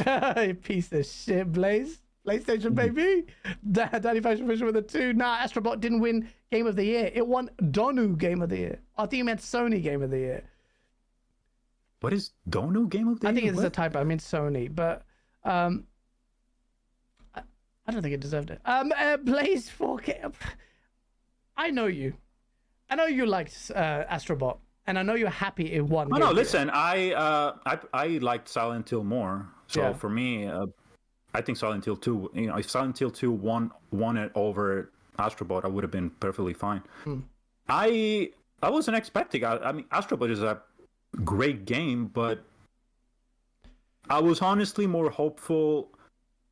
Like, I thought Ragnarok had more chances to win Game of the Year over Elden Ring than Astrobot had chances to win over like Wukong really? and the rest. I thought I knew Astrobot was going to win that. We called it. But on average, I think that every Game of the Year winner is deserved. The only exception being in 2016 when Overwatch won. Overwatch. I know you so well. Overwatch. Well, why not? What, Uncharted? I mean, Uncharted I made my peace with it, but at that time it was like, really, this online game, only game, but I understand. I mean, it revolutionized the world of online. I mean, if today we're talking about games as a service, and games as a service are as big as they are today, it's only because the fucking game became huge back at the time. So, in retrospective, I guess yes. Look at Marvel Rivals now, man. This is killing it. And Overwatch was so surprising. Yeah, how are they laying people off over there at Marvel? So that got community. It was just a little bit of perspective there. What's actually happened is the director that they're talking about was one of the support kind of studios up here in Seattle or somewhere. And it was a small. I'm not saying that's justified, but it's their core team there with their main developers. They didn't get sacked. So it was just one of their smaller support teams, and they made record. Their revenue was some billions or something, like 3 billion or something ridiculous. They had 40, some crazy threshold they've reached. I actually got it, saved it. And where has it gone? Oh shit, my client's chasing me. Wait 1 second. 40 million players and $2.9 billion revenue. They are killing it. They are killing it massively at the moment. That we made fun of it. Like, apparently there was news chat we might talk about on Saturday if you do so, that they let go of people, and everyone's like, what, this is one of the most successful games of the year, how can you do that? But there's a bit of perspective on that. Not that it justifies it, but they're more than happy, they're fine, and they came out and made that statement. Blaze with a $10 subject. Last gen PlayStation fans are spoiled. Last gen PlayStation fans are spoiled. I think last gen. I feel spoiled. I feel spoiled by Xbox. Yes, by Microsoft. It's treating you better than you get treated all around. When obviously Halo is going to be the big one. That's going to permeate the masses when Halo comes to PlayStation. Even like the non-gamers, like the casual gamers, they're going to be like, "What? Halo on PlayStation?" That is going to send a signal. No matter how much time you have had to rationalize, I think a lot of people will go crazy over that. I've come to terms with that. I'm actually interested to see how well Halo does on PlayStation. I wonder the I'm with Erica right there. I'll be more interested in Gears whenever it comes to PlayStation. Gears, okay. Because I like Gears 5. I thought Gears 5 was actually really good. Gears 4 was forgettable. Yeah. Gears was forgettable. Gears 5 was okay. I didn't like the ending. Story I still think was shit at the start, at the end, and I just they need to. I said this multiple times. They need to just change that. Shout out to Sean 786. Talk that shit with the 5 gifted memberships, man. Very nice of you, bro. Talk that shit, Sean. I see you there. I've been retweeting his stuff. He's my only brother from another mother now on the Twitter streets, fighting the console war with me. But shout out to him. But yeah, Gears is another one. I think that Starfield should be coming out this year on PlayStation. Hellblade 2. I mean, all the any of the big 3 that historically have made Xbox what Xbox is. I mean, now Forza is going to be big. So yeah, whenever Gears comes over, whenever Halo comes over, they're going to be top sellers on the PlayStation stores for a few months after they release. I mean, it's just what are you going to do? It's just like the biggest properties. They're going to do well on another platform too. Yeah. And I think that gives. I want to talk to you about that, what that means. Shout out to 260 people. Smash the like button as we get into the next topic. So, good timing for you appearing here. Shuhei Yoshida. There's a lot of hopium here as well. Yeah, I know. Like, we organized this, and Yoshida decides to go over, 200 interviews and a million bits and pieces get shared by, it was like, I couldn't keep up yesterday. I was like, Jesus Christ, he mentioned pretty much everything. Like, how are we going to cover this?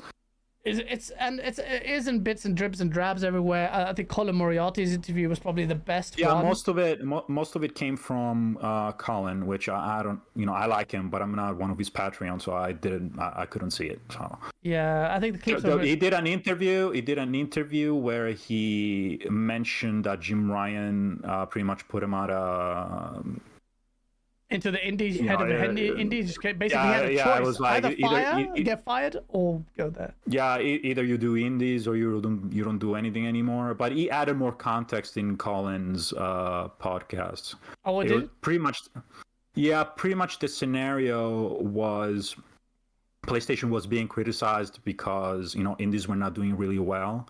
So I went over to Jim Ryan and was like, "Listen, can we do something about this?" And Jim Ryan was like, you can take the job, but you're not gonna do first party anymore. And so Yoshida was like, because he was really passionate about it. It's like he didn't mind taking the job of indies, and at the same time he believed that new blood was necessary for first party. So that's why he decided to do it. He didn't seem too resentful towards Jim. Like, I'm pretty sure Jim was pretty like, either you do this or you're gone. But it wasn't on, in a fashion. It's like, oh my God, you're treating me like this, then I'm gone. Like, no, he wanted to do indies too. It was convenient. And that's why he also left it. Yeah, it was convenient for him for him to do that. So there wasn't, and that's the reality of it. It's like, all right, look, and he did pretty well. I mean, thanks to him, PlayStation got Kena, Bridge of Spirits first. They got, Pacific Drive, a whole bunch of like really good indies that came first on PlayStation. So you could tell. He's beloved and by developers across, and he's also that really positive impact, a positive reputation within the indie dev community. When he was announcing his retirement, you saw a multitude of studios come out and actually support him. And Shuhei Yoshida, as much as I think the Xbox guys hated him for this how you share games thing, even Xbox fans look at him fondly. Yeah. Oh my God. Yeah, I never really felt like he was like I paid my respects to him. I said, like, you're a legend on Twitter. And I said, yeah, best of luck. I mean, what can you really say to the guy? I mean, he's a nice guy. What can you say to the guy? Yeah, he's a great guy. Like, it's not one, like, with Jim Ryan, we could make fun of him, and he's just like, he was a sleazy little shit. But with Shuhei Yoshida, he's just like a nice, Jim Ryan is just not a social personality. It's like every time he would be on screen, like, I'm sure he was responsible for a lot of success historically for PlayStation. Like, Yoshida said that, he was really behind the unification of, Sony Interactive Entertainment used to be split regionally. Like, they had America, Europe, and Japan.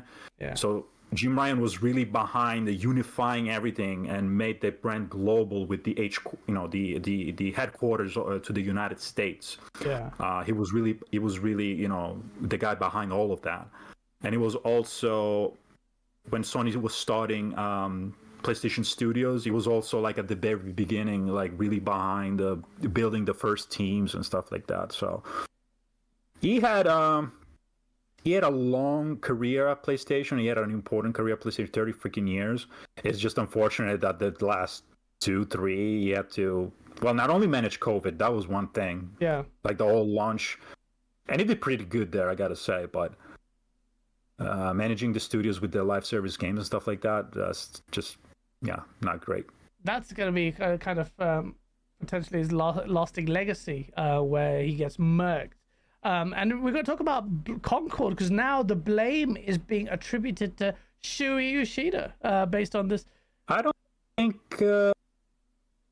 I think Concord was just a misjudgment from everybody. Yes. Because Yoshida said... he was part of he was there when people were assessing it, and he thought it was going to be, a great game too. So he misjudged it as well. Herman misjudged it. I mean, it was just, I don't know why they thought that it was. I don't know I'll do why they thought multiplayer. it was gonna be like Sony's Star Wars or the future of PlayStation. I don't know what the fuck they saw into this thing, but everybody misjudged it. This is that thing, Concord, why it sends shockwaves, is because Sony are typically absolutely, for years, David Jaffe was talking about, they would send these teams out. They're really rigorous with their quality control to the point where Days Gone didn't even get a sequel, even though it sold like 8 million or whatever, how much. Because they're so hard on the Metacritic and so hard on quality control, and they've got a really keen eye for detail. And then faltering with Concord so bad, just rejigs everything. Then it's just a shocker. There's like, oh, that now you've removed that whole myth about play, because that is a myth. You cannot have a failure like Concord is failure spills out onto titles like Factions, which Shuhei Yoshida in the interview said.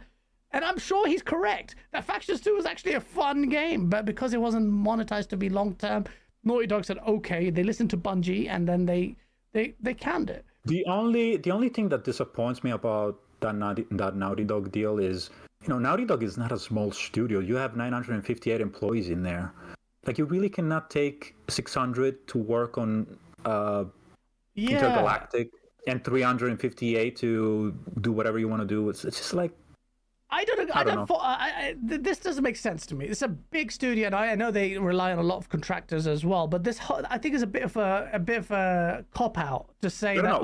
Would that count contractors? The 900, because these are numbers from LinkedIn, for what I understand. So I don't know if that would include contractors. I mean, if it includes contractors, then okay, maybe I understand. But if not, if those are full-time employees, even if it includes contractors, man, like I have big expectation from Intergalactic, but now that I know that you gave up on Last of Us Online, then you better be fucking good at Intergalactic now if you gave up that shit. I'm not worried about. I mean, just you know me, I'm not going to be playing that game, but I am not. That is one game that's going to be incredible. I'm not worried about that because it kind of hits all the things that I want to. Space, sci-fi game, and the gameplay element of it inspired by Elden Ring.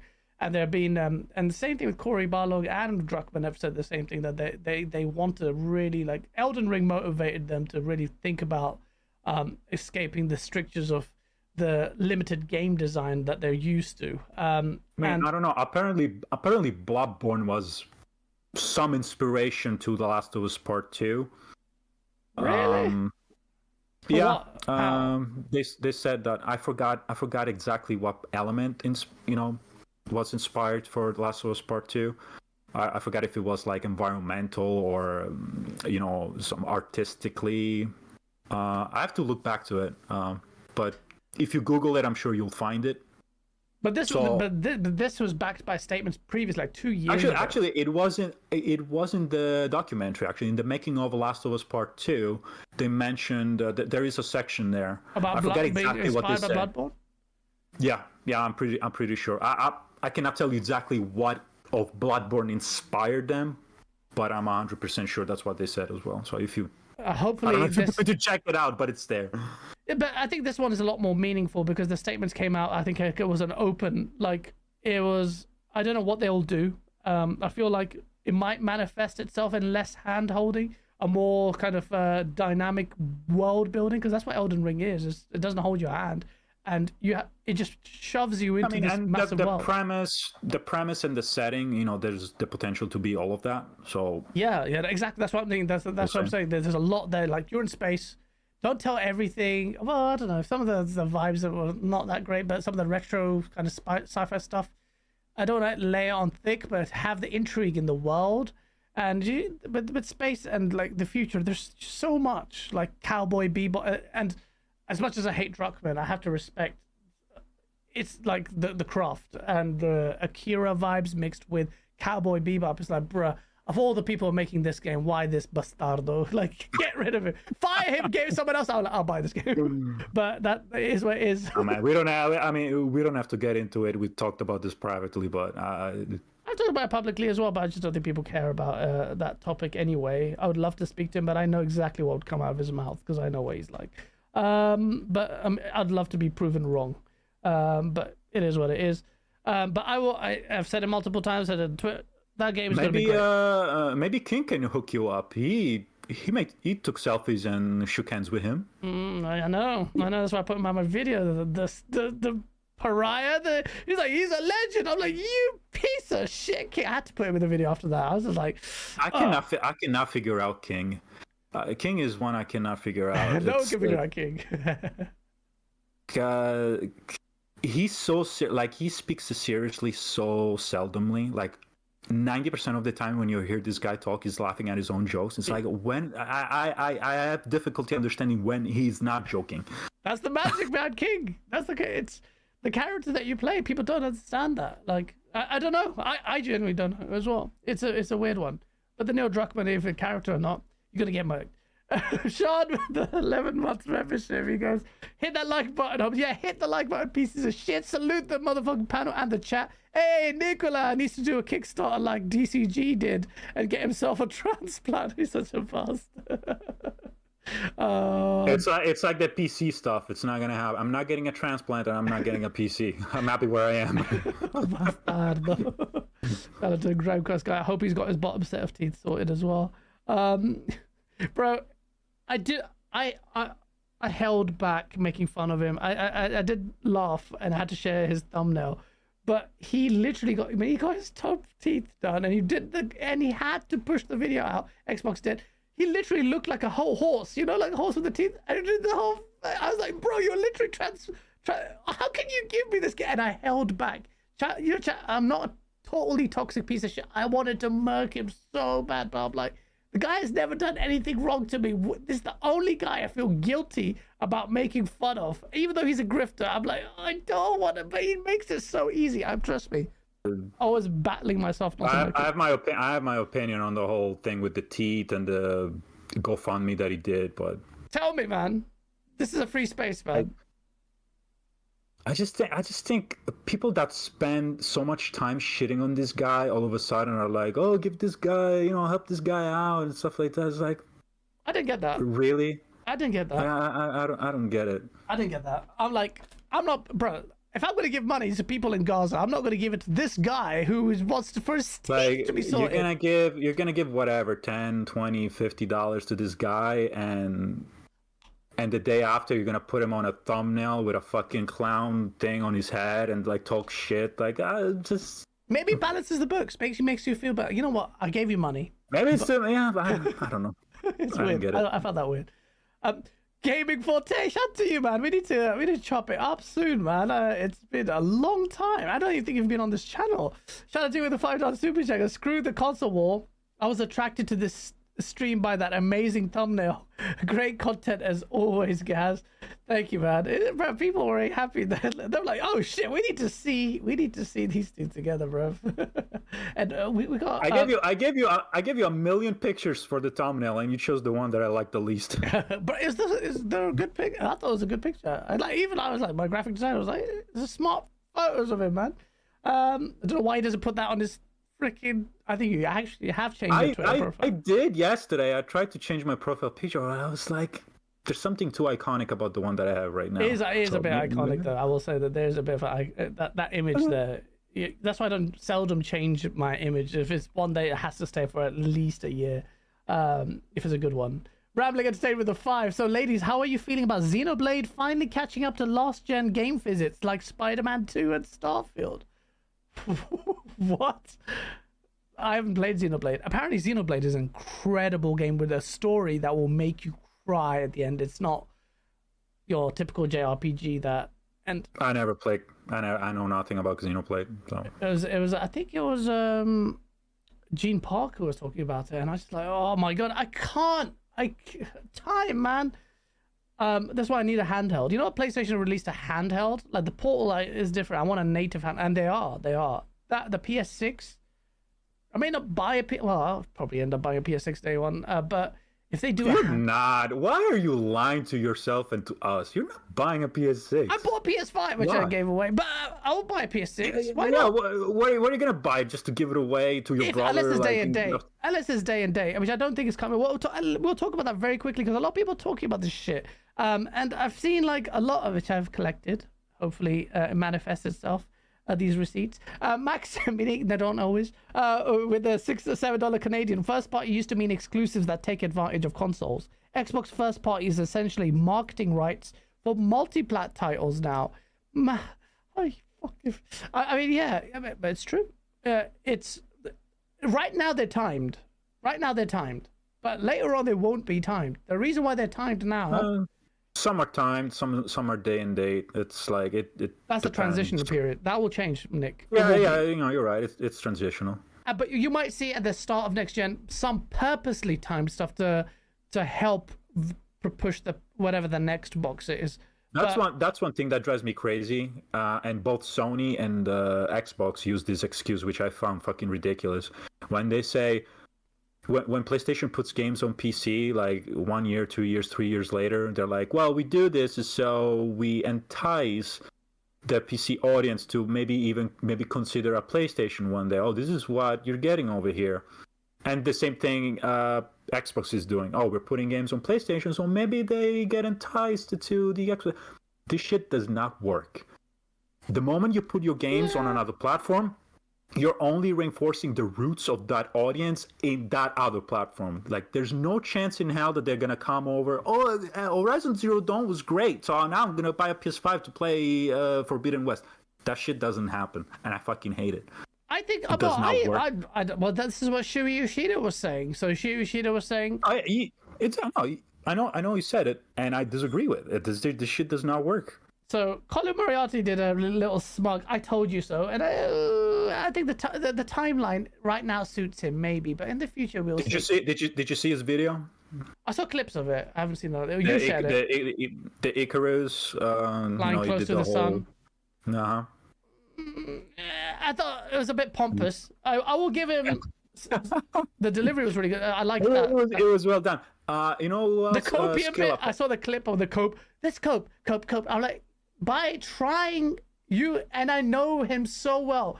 He always tries to rise up above it, but it has bothered him so much. And the amount of times he put cope and he put the cope memes in there, you brought for a while. You could have. You were above it all because even though you said it on podcast and you mentioned me, called me a piece of shit and all of that stuff, it's fine. You could do that. But the moment you start putting those copium memes and the little Pepe memes and all of the little Xbox memes, I was like, you are now come to our level. That's good. Now you enjoy like being here, because you had to say, I was right. I told you so. You guys need to get used to seeing those memes with the drone picture and the Xbox beanie on a little bit more often, because we used to. Lately, there's been an effort to depict the PlayStation fanbase as the one that's suffering the most. Yes, it is. It's like, it's not. Oh, come on, man. You think what? I don't understand. You thought that because Xbox is putting its games on PlayStation guys get immunity? Like, you don't? No, I'm talking about like guys like Alex, that every video it's like, you know, it doesn't matter if there are good news for Xbox or bad news for Xbox or bad news for PlayStation, good news for PlayStation. There's always going to be like the PlayStation guy that has the beanie, and now he makes it with AI. So it's like the AI made the PlayStation guy that's crying. Yeah. And it's like, you don't see there's also the other side. That's I understand you want to be the new. I understand you claim yourself to be the neutral one. You claim to be the guy that's like, you love my content until you become my content and all that shit. And I have no legions and I make fun of everybody, but you only make fun of one side. And every time you make fun of that side, it's always the same 4 individuals. Are you telling me you don't see another 4 individual on the other side that you can make content with on an equal level?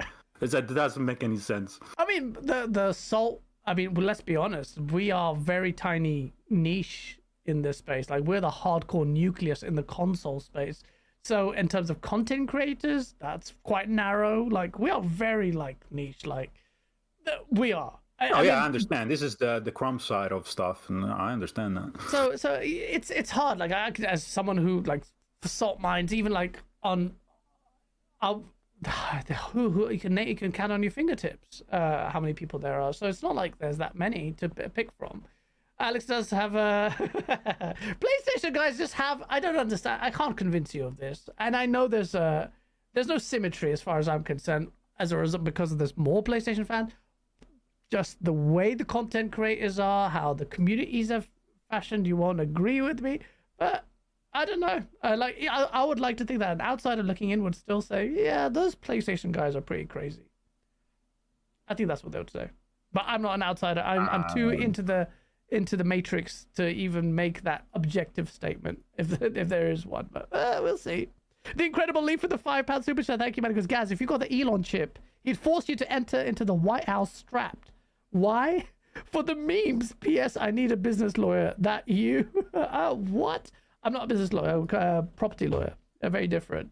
Business lawyer. What does that mean though? Like what? What business law? As in corporate law? I don't know corporate law. But yeah, I'm not strapped with anything. Okay. MI5, CIA, listening to this, the sand person is not going. Maybe keep me saying that, it might actually get me in trouble. But yeah, so we were talking about PC day and date. The last bastion, and I'll be very upfront about this with you. And I know I've seen your insurance policies in there, and you've said it. I'm sure you're sincere. That before you've said, it's going to happen based on the 10 the games cancellation will accelerate it. And whatnot. For all the murkages that the Xbox community has had with this multi-plat strategy, the day it happens, if it happens, where PlayStation games go to PC, I will be an insufferable little internet terrorist when it happens. If it happens, if it happens, and the day that it happens, I'm not gonna be like. I'm not all of a sudden like gonna be a Colt Eastwood saying, "Well, this is where the future is going," and it's about exclusives of my ecosystem, right? Because the games are on PlayStation and PC, so it's you make up the whole ecosystem shit. No, I mean the day that happens, I'm just gonna keep, I'm not gonna change my mind. It's still a dumb, stupid fucking idea. Yeah. And I'm just gonna have to fucking live with it. Oh man. And when that happens, I mean, I told you, I think when our console doesn't have exclusive, like it loses that distinctive selling aspect of it. So if PlayStation starts putting games day and date on PC and they keep selling as well as they are, then I'll agree with people that say, well, it's only selling because of the brand and the power of the brand. I'll agree to that. Well, in that case, well, that's obvious. I think it will, though. I think, and this is where I agreed with. I saw his clip with Colin Moriarty with Shuhei. I would agree. But we have Xbox to look. We have Xbox to look at, and we are witnessing what is happening to it ever since they started putting games on PC in 2016. But Xbox's brand strength was never there. The games were not there. They're there now, which is the metric. And if I was a pony content creator, do you know how I have so much, and the part of me wants to make, because I love making content, and I have made the Xbox lose the console war. By the way, before anyone says it, there's not a single PlayStation content creator that makes fun of their own platform and dedicates the amount of energy that I have in rinsing Xbox than like me. My best, most produced videos on this channel are going against Xbox. Like some of the Xbox loses the console war, I put a lot, and I went out of my way so that no one could have an excuse to say. But that's because there's nobody like you. Period. Like even in the Xbox side of things, just like even in the space of Xbox content creators, there's nobody like you. Like even there, like the PlayStation content creators are pretty much. I mean, you can count that. They're not many. I mean, it's Colin Moriarty. You have Mystic Ryan, which I love. Yeah, he's nice. And then you have Persona Speaks. You have those other little guys, but that's pretty much it. Yeah. Xbox is a lot for some. I don't know why there's so many Xbox podcasts, man. It's a good community. I think I have a theory. Well, the sheer amount of podcasts enhances that sense of community, right? Because you make so many connections and you network so much. Yeah. So I understand that. But at the same time, I feel like it was born I think there's so many, because back in 2013 when Xbox took that punch in the chin and they really started, like, the true struggle of Xbox started. I'm sorry, a lot of people are not going to like what I'm going to say, but I feel like a lot of these podcasts were born out of copium, and people needed to, like, get together and just have therapy sessions. And I don't know about that. I was away from YouTube in that sense, so I might be right. It all started from Crap Gamer. Crap Gamer started with Next Gen 720 back in 2013. They started because Crap Gamer was mad that everybody was angry at Xbox, so he wanted to be the guy that spoke against all of them, and he started the podcast with him. And from them, Mooch was born, and from Mooch Colt Eastwood was born, and from Colt Eastwood RDX was born, and from RDX all the other guys, C-Money and Boomstick and whatever else. And it was a meme, but it was also a little bit true. Like, these guys got together just to just, like, feel better about where they were. Okay. And I'm not contesting that, because I don't know anything about that side, which I regret, because I feel like I'd have had a lot of fun. But at the same time, younger me would get cancelled because I would have said some atrocious things. So I'm lucky that I was on N4G of all places, fighting with King Thrash and the console war, dugout. But I guess you're right. I mean, you may be right. I feel like the PlayStation community is not as vibrant in terms of podcasts and stuff like that and content creation, because there hasn't been all that much controversial, all that much, like, things to get together and, like, pat each other on the back about things. It's just like, I don't know if is that the only thing that unifies people, like, to have a healthy... No, I mean, again, I mean, there's redeeming factors about having all those podcasts, because, again, I think, besides a few individuals, that the Xbox community is great. I mean, I am friends with a lot of them. Back when I first got my first Xbox, Anchorman hooked me up, and it was like, listen, dude, whatever you need, I'll tell you what to do and stuff like that. And I started talking with Rand. I love Rand. I talk with Nick, and Nick is great. I mean, I talk with you. I mean, we have our friend-enemy relationship on Twitter, but it's a valid one. It's a good one. I think it's like, this is the kind of, like, strong bond is created through adversity. That's why it's good. It's natural. But it is what it is. The Xbox community is just better. Although I find myself a little bit more distanced from some of the content creators, because it's like, I can't do that kind of grift. Whether you call it grift or whatnot, I don't agree with it. A lot of people think the PC stuff, there's an element of one-upping PlayStation, sure, but I'm going back to where I belong, where I was at home for a long time. People don't realize that one of my most time spent, I was on Quake 3. I was on pro level at Quake.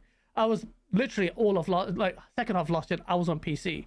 Like, I don't have that much achievements, but I can play multiplayer. I'm playing PUBG. I've got clips on this channel of just me playing Miscreated and all this shit online. So there's that, and I feel like I'm returning back to my roots. But I will always say that I don't understand why PlayStation... Why is it Mystic Ryan is the only guy I can think of that. Well, he's a sensible... He's the only name that recurs. And when me and Asa started Game One Day... Well, Game One Day was running, but when we started doing the YouTube stuff, which I forced him to do, we started looking at PlayStation guys.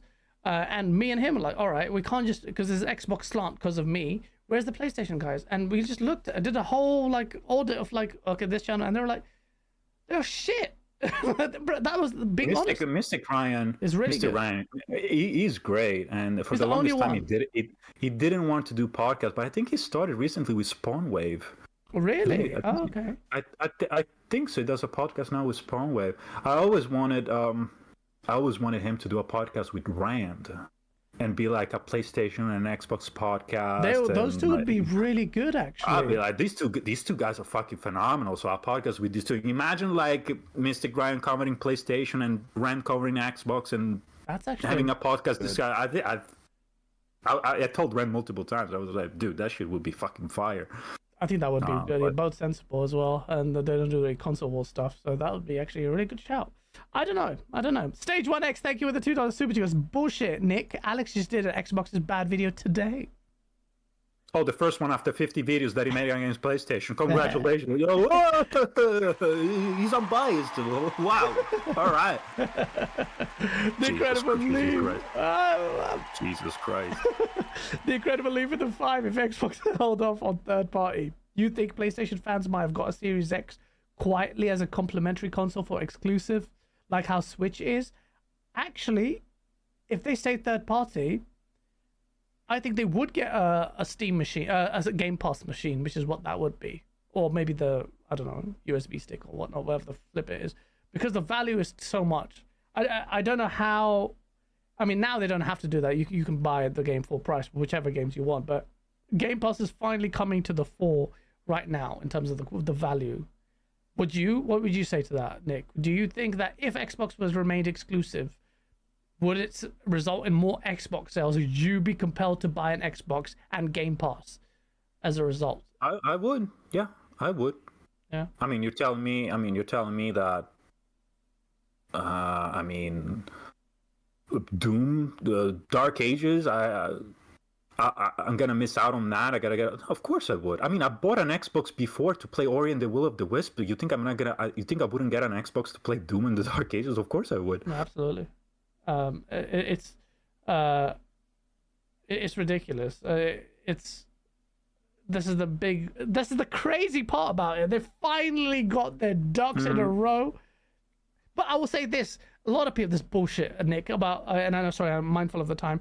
We'll wrap up because I know you. No, you're good. I mean, it's 4:00 here. I mean, I think I can do another half an hour. Half an hour? Okay, cool. I want to say this point. A lot of people are like, oh, Gaz, in retrospect, would you want ABK to happen? And I'm like, absolutely. And I don't understand what people are saying. First of all, that on a multiple levels, ABK saved Xbox. You cannot look at the revenue figures. Without ABK, I don't know how Xbox would carry on. It would just, then you could say they're going to just wind it down. There's no way.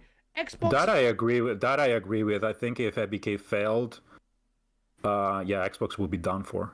They would slowly wind it down. Yeah, they would become third party as well. Not even slowly. I mean, I think they would have just rode this generation and then that's it.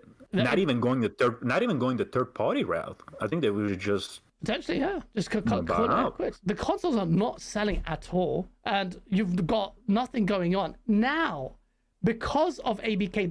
There's no way Microsoft as an institution cannot rationalize and let go of a 70 billion plus expenditure, and now it's their third biggest revenue generator, and now it's going to be a healthy business. So for people saying that it's such a short-sighted thing, now the other element of it is this, and why I'm so glad ABK went through. It revealed the true nature of Xbox. Instead of this meandering kind of with bullshit statements coming out, oddly under oath, which or counter to their actually kind of propositions about anti-compete anyway, but about this exclusivity and all of this stuff, and they were like, oh wow, these guys really want to compete. We can outspend them. We can buy Nintendo. All of this. I was like, that gave an idea of there's an appetite for competition. ABK has now revealed the true nature of Xbox or Microsoft gaming, as I should say, because what it showed you that instantly as soon as it happened, Microsoft went third party. They'd forsaken the hardcore massive crumb side, the core Xbox fan base, and they'd forsaken them with this multi-plat strategy. And the answer is there.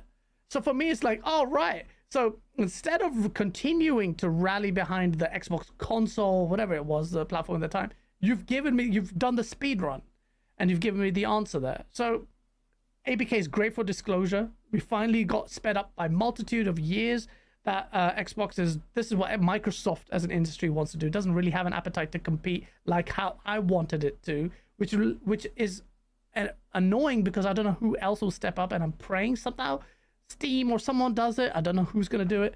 But thirdly, as gamers and getting games, we are going to get great games. We are going to get excellent games, but I can't rally behind the Xbox brand like I did.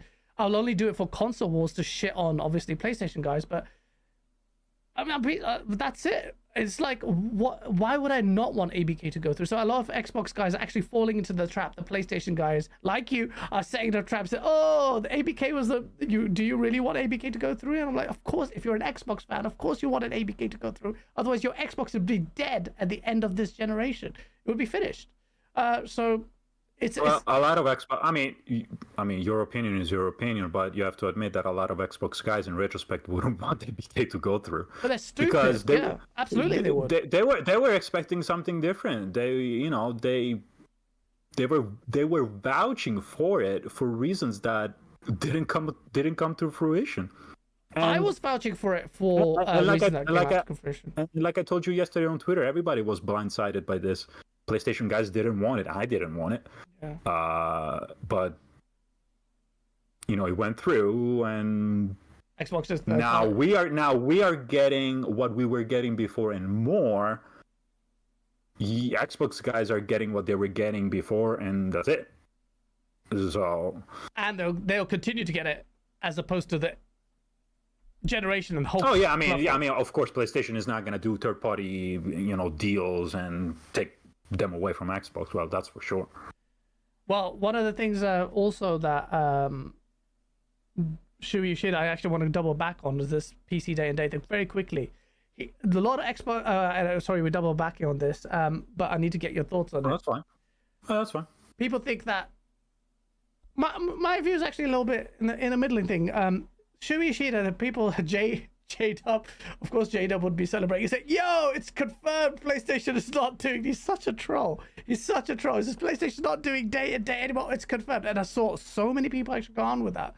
Because Shuhei Yoshida said that the reason why, and I know you disagree with this, but the reason why they don't need to do day and date is because, I don't know where people got that idea from, but what he was saying was, if they release it later, people will start being enticed in the PlayStation brand. That lateral, oh yeah, because Horizon Forbidden West is really good, I'll go buy Zero or Zero Dawn or whatever, or vice versa. I'll buy a PlayStation experience because these PlayStation games are really good. But what Shuhei Yoshida was really saying is that the big chunk of that, those sales on PC, it's free money. You were saying is printing money in China of all places. But what is that? I don't know where did they get this idea, Nick, that PlayStation is definitely gonna never do day and date. I didn't get that from Shuhei Yoshida's statements. I didn't read that part, but I mean, I get. I mean, maybe if a PS5 port underperforms on PC, maybe they think that Sony is gonna look at that and think maybe this is not worth the effort, this is not worth the investment. But I think eventually they're gonna go day and date because it's just the natural evolution of where you are right now. Like you already are 1 foot past the door. You don't retreat the foot to put it back where it was. Yeah. I mean, you're only gonna so I think in the best case scenario, they're going to keep the scattered releases for as long as they can. I think it's gonna be until PS6 comes out. But yeah, I mean, the part where Yoshida says it's easy money. I mean, that I could have told you that. I mean, of course, that's easy money. I mean, those ports are not expensive, and you put them, you put them on the system, and they just, unless it's Sackboy, which I don't think made $2 on PC, but everything else, I mean, you must have at least a little bit of return on it. So I'm trying to. I don't, I also believe the PC, the China market, because China is fucking huge, and he pointed out that console games were banned over there for a very long time, so PC became the primary platform over there. So of course you want to leverage that. But I appreciate the fact that PlayStation has these programs like China Hero Project, Mana Hero Project, India Hero Project. So in addition to trying the PC market, they're also trying to expand geographically. Let's try to get people in China to buy a console. I think Wukong was fucking huge for that reason. Genshin Impact, I think that was huge. It helped, Korea, Stellar Blade, I think it did really well.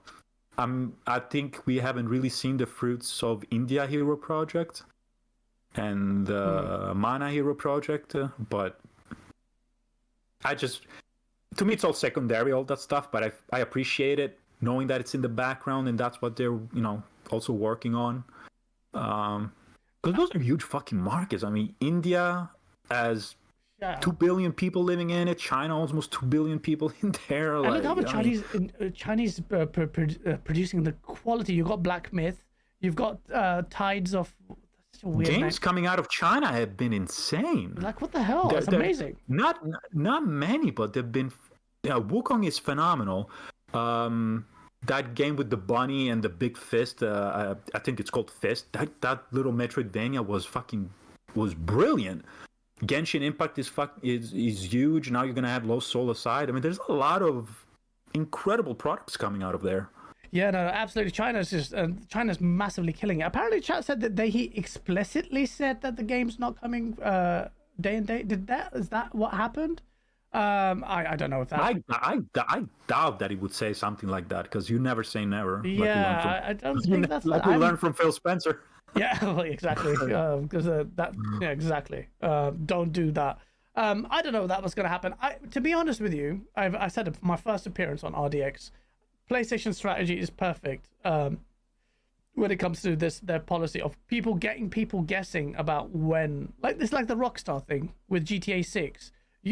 I'm gonna buy it. And I wonder if they took inspiration from Rockstar with this, with this strategy. They're like, listen, they're fucking huge. Their games are huge, and they're doing, first they're releasing on console, and then after a while they're releasing on PC. Why don't we do the same thing? I wonder if there merits they to also that. looked at them. I'm a bit 50-50 on it, because I understand that the diminished marketing will result in less sales of those PC games. That also, I think there's been maybe some data that suggests that it doesn't operate in a vacuum. Spider-Man 2 may have not sold that well because the port was not well received and had some issues or whatnot. But I think there's a multitude of different things in that. So it's really hard for us. I think the scattered release has an impact. Yeah. I think at the beginning, when they first started, when they first ported Horizon Zero Dawn, and when they first ported, what was the second game they put on PC? Was it God of War? Maybe Spider-Man or God of War. There was still a novelty behind it. That was still like the news. That was still like, yo, PlayStation games on PC. So I think for that reason, those games were more successful. I think but so. Now that the novelty is gone, people are not gonna rush through. Oh, Spider-Man 2 is out. It's like, okay.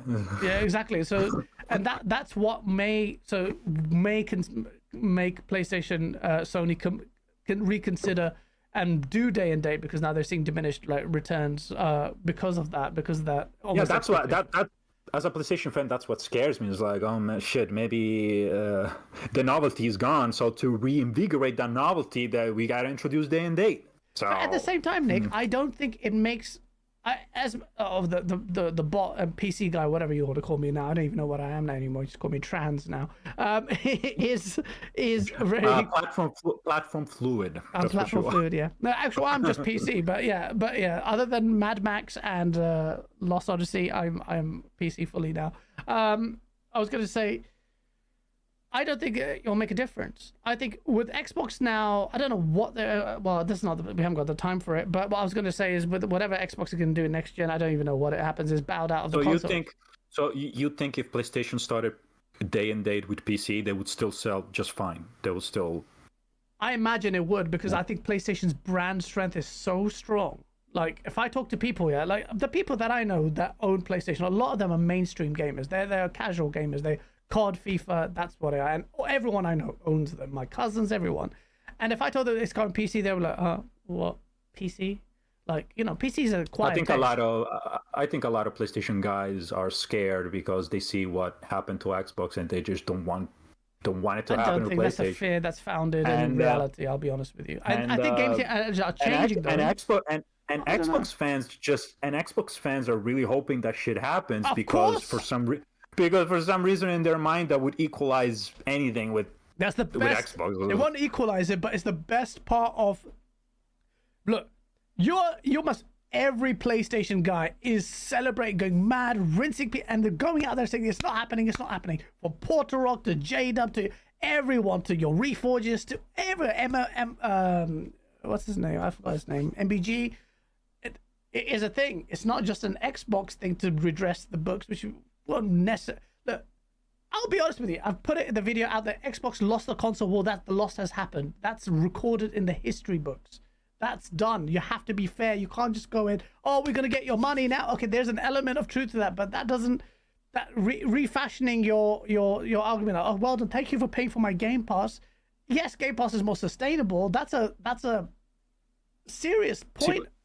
But I'm not we can reconnect all of that to PlayStation fans being validated in years of telling Xbox fans, listen, Game Pass is not freaking sustainable. Now that Xbox games are coming to PlayStation, you're bragging that we are funding your Game Pass. So you are agreeing with us. So you are admitting that we were right all along. Yeah, I think a lot of Xbox fans don't understand that. But ultimately, the reality is Xbox wasn't even putting out good games for a long time. When it did start, then it got third party. So it's like, and the same reason I made the video in 2022, you're going to fail if you don't keep releasing games and you've lost all that momentum that you built up at the start of this gen. There was a very strong pro Xbox momentum. I have my opinion. Xbox has been struggling to put really great games at a consistent cadence for so long. For the same reason that PlayStation right now is struggling to put out games as a service on a good cadence and good quality. It's the obsession. When you are obsessed that you got to do something, you're not gonna. It's like to put it in soccer terms. It's like when a team is obsessed about winning the Champions League, you're not gonna win the Champions League just by buying Cristiano Ronaldo, Mbappe, and putting them all in the same team like PSG is doing. It's like as long as you have that obsession, it's never gonna happen. Like it needs to be natural. Like Xbox struggled so long to make good games because they were obsessed about finding the best thing to buy and finding this and that. Like when you get the point. Initiative. They got the quadruple. Now PlayStation now has the obsession about finding the right games as a service, and they're not finding it because indeed they're fucking obsessed. And the best games as a service come as a surprise. Their biggest success, Helldivers 2, came, and they didn't even know it was going to be a success. They didn't even have the service capacity when that game came out to sustain that game because they didn't think much of it. No, I agree. And Concord that they thought was going to be the next Star Wars for Sony and stuff like that, fucking the biggest flop in the fucking video game history. Crazy, yeah. No, so I agree with you 100%. That obsession with that one-track, one-dimensional mind, when you and it fails. But what you'll see, and I've said this before, with Sony's gas thing, it's recency bias now.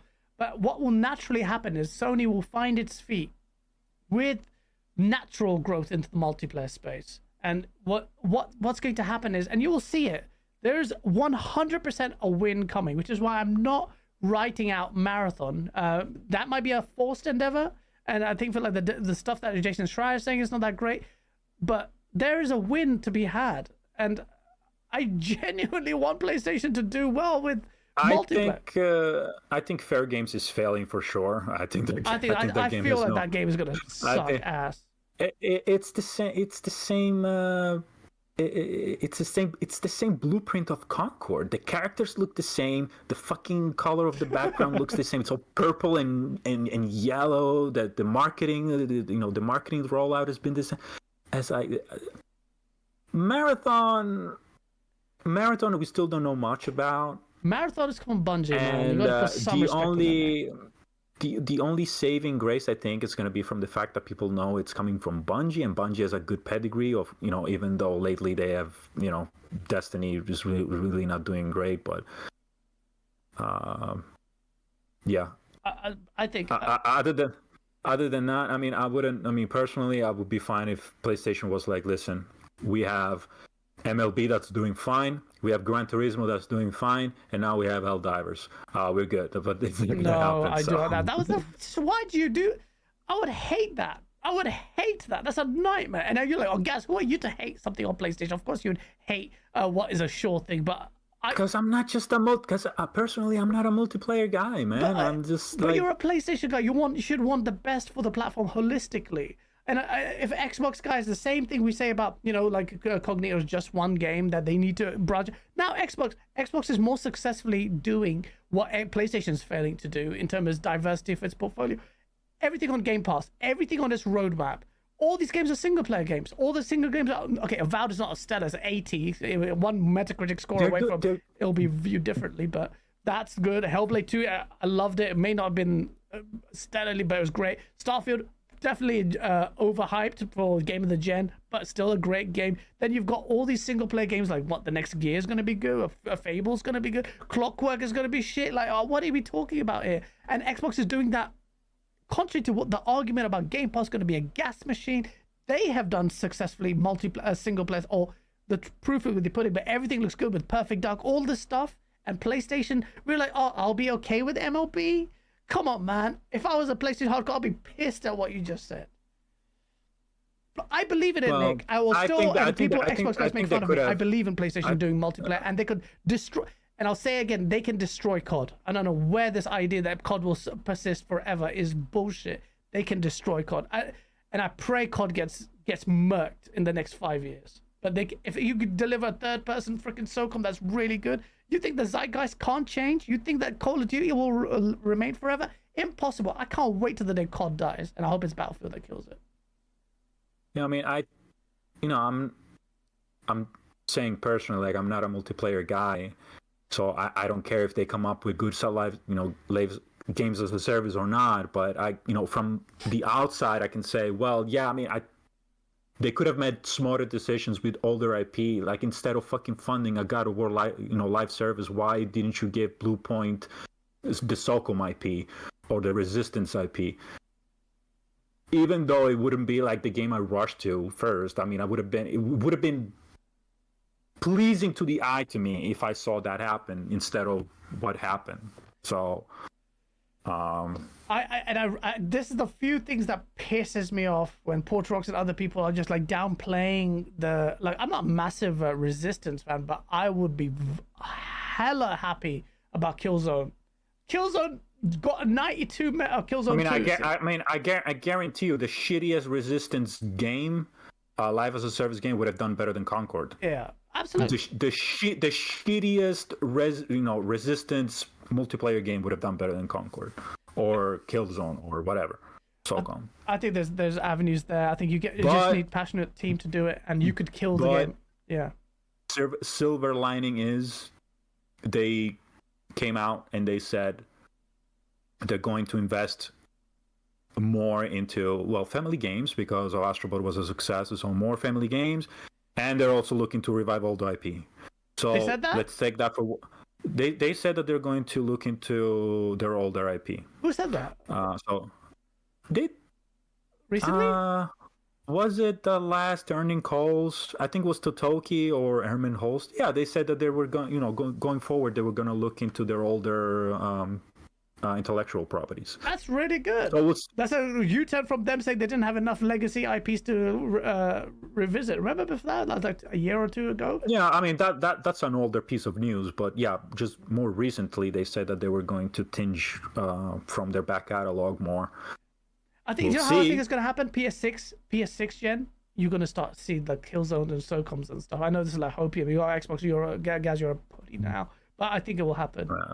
I think it will happen. I hope so. We'll see. We'll see. If they said that, that's surprising to me. If they've said that they're going to look into their old legacy IPs, then that gives us some hope that they will look at your Infamouses, there's quite great IPs that I don't think actually attained the levels of greatness they could have if PlayStation persisted. With Killzone 1, immediately I was like, oh. This was post review and the Halo Killer had failed, but I looked at that game and I was like, this has the potential to do something serious. Killzone 2 was not a big fan of it, but still they could do it. It didn't match Halo 3. Killzone 2 when it first released was fucking insane. Killzone 2 was fucking insane on PS3. And we need a Killzone 2 now. We need a Killzone 2 type game. I know. Like, imagine if fucking a Helgen version of that story. The way Shadowfall ended. I never beat Shadowfall. I never beat Killzone Shadowfall. Well, the story ended with basically kind of some conspiracy. Basically, you are in a vent at the end, and you're playing a Helgen kind of character, and you assassinate the good guys have won, and you're playing like. For me, it was amazing because this like the popular narrative, what good guys and bad guys are, it flipped it on the head. Because I always saw the Helgen as well. What's the story behind it? And Shadowfall was selling the story of actually look, this is what's happened, what the Helgens go through, and I was like, bro. The story is there. You assassinate someone of the, I forgot the other faction, the good guy faction, I forgot what they're called, anti-Helgens, whatever they're called. And you assassinate them. That's it. I think it was a sniper rifle. Forgive me if I remember. You're sniping someone, and that's the game ends. And I'm like, okay, now I know Shadowfall sucked. The story was crap, but now you've set up the Helgen saga and tell us the story. The Helgens are such cool design. You could do so much with it. And then freaking they come out and say it's not. We're gonna make Horizon. I think they'll rethink that. I hope they do. Before we go, as much as I miss Killzone, I'm really happy that they branched out and they did Horizon. Horizon is a great fucking game, and now everybody fucking hates it for some whatever reason. Forbidden West is worse than Zero Dawn. Now, I don't think anyone says Forbidden West is worse than Zero Dawn, but I think they would. I just don't find, bro. I bought the game. And the most I played was for one of my Future of Gaming video. I just can't gel with that character. I don't know. I have to play Ragnarok thanks to you, bastardo. So I have to finish that out, and I will park that statement because I can't be emotive enough until I'm at the back foot there until I've completed it and then form my thoughts on it. So that is a conversation I need to have. Because I just think there's no. I don't understand how somebody can love 2018 and think less of Ragnarok when it's pretty much 2018. It's a perfectly nice cake. Then you take Ragnarok, which is the same cake, bigger with icing and sparkles on top. And people want to be, the first cake is better. But it's not about sparkles, man. It's about the purity and cogency of the things that you are. Look, Titanfall 2, I prefer Titanfall 2 over Titanfall 1. Titanfall 2 even had a single player. The people crying about the Titanfall 1 didn't have a single player. And the single player of Titanfall 2 is viewed so well because the campaign is incredible. And Respawn are so talented. Shout out to freaking Vincent Pella. But when people come up to me and say, actually, Titanfall 1 was a better game because it was more Puritan in its multiplayer, and that's all it had, I understand it. In fact, part of me understands it. With God of War God of War 2018, bro, I finished it in maybe 2-3 sittings. I was like, holy shit, this game is amazing. It let me down at the end. There were some pacing issues at the end, and the enemy variety, fair enough, there's not a perfect title, but I was like, incredible. Ragnarok, same thing, got it day one, and then what happened? I abandoned it. I was like, I didn't want to play. But it would impossible. 2018, all I was thinking about was God of War. I was like shock factor. And I know you're gonna say, oh, it's because they changed the view or thing, the perspective had changed. It was a fresh thing, and I agree with you. There is a big of a shock factor that they've switched up the camera stuff, but it wasn't just that. There was the story. I remember the stories. It wasn't. Yeah, it wasn't just the camera. It was everything. It was the whole, the whole novelty. The how do you call it? La novità. How do you say novità in English, motherfucker? The novelty of it. Novelty is right. But there's an emotional attachment, not even just to God of War 2018. People have an emotional attachment to Spider-Man, the first one. People have an emotional attachment to Horizon Zero Dawn, the first one. People have an emotional attachment to. I'm pretty sure when Yote comes out, people are going to be like, well, the first one was better. Well, because also people have an emotional attachment to the first one. Because they were announced in a grandiose way. Because they released and they symbolized the beginning of something new, whether if it was a new IP or the reboot of something. Yeah. And now they're just seen as sequels. Oh, it's just a sequel. Well, it may be better in many aspects, but it's just, we've seen this before. We've seen this before. It's just a sequel, but at the same time, that sequel also gets benefits. It gets to ride up on the hype that the first game has generated. Expectations are naturally, of course, going to be higher. So if you have a middling, meandering middle where a lot of people get lost, that is a problem in pacing, which most reviewers did. I had higher expectations for the sequel of God of War. I had higher expectations for the sequel of Horizon and Spider-Man, and I think my expectations were met because they better and make bigger a lot of things from the first. Like, I actually found when Forbidden West released, I was like, this for sure is getting a better Metacritic score than the first one. The first one was 89. So I was like, well, the second one is probably going to be 90, 91. It was actually less. It was like 87. I think it was 87. And I was shocked because I was like, they added flying, they added swimming, they made the side quests better. They are answering all the story beats that they, were left unanswered in the first one. It's like, more content, more enemies, just more of everything, better everything. It's like, how is it possible? It's scoring. This is like.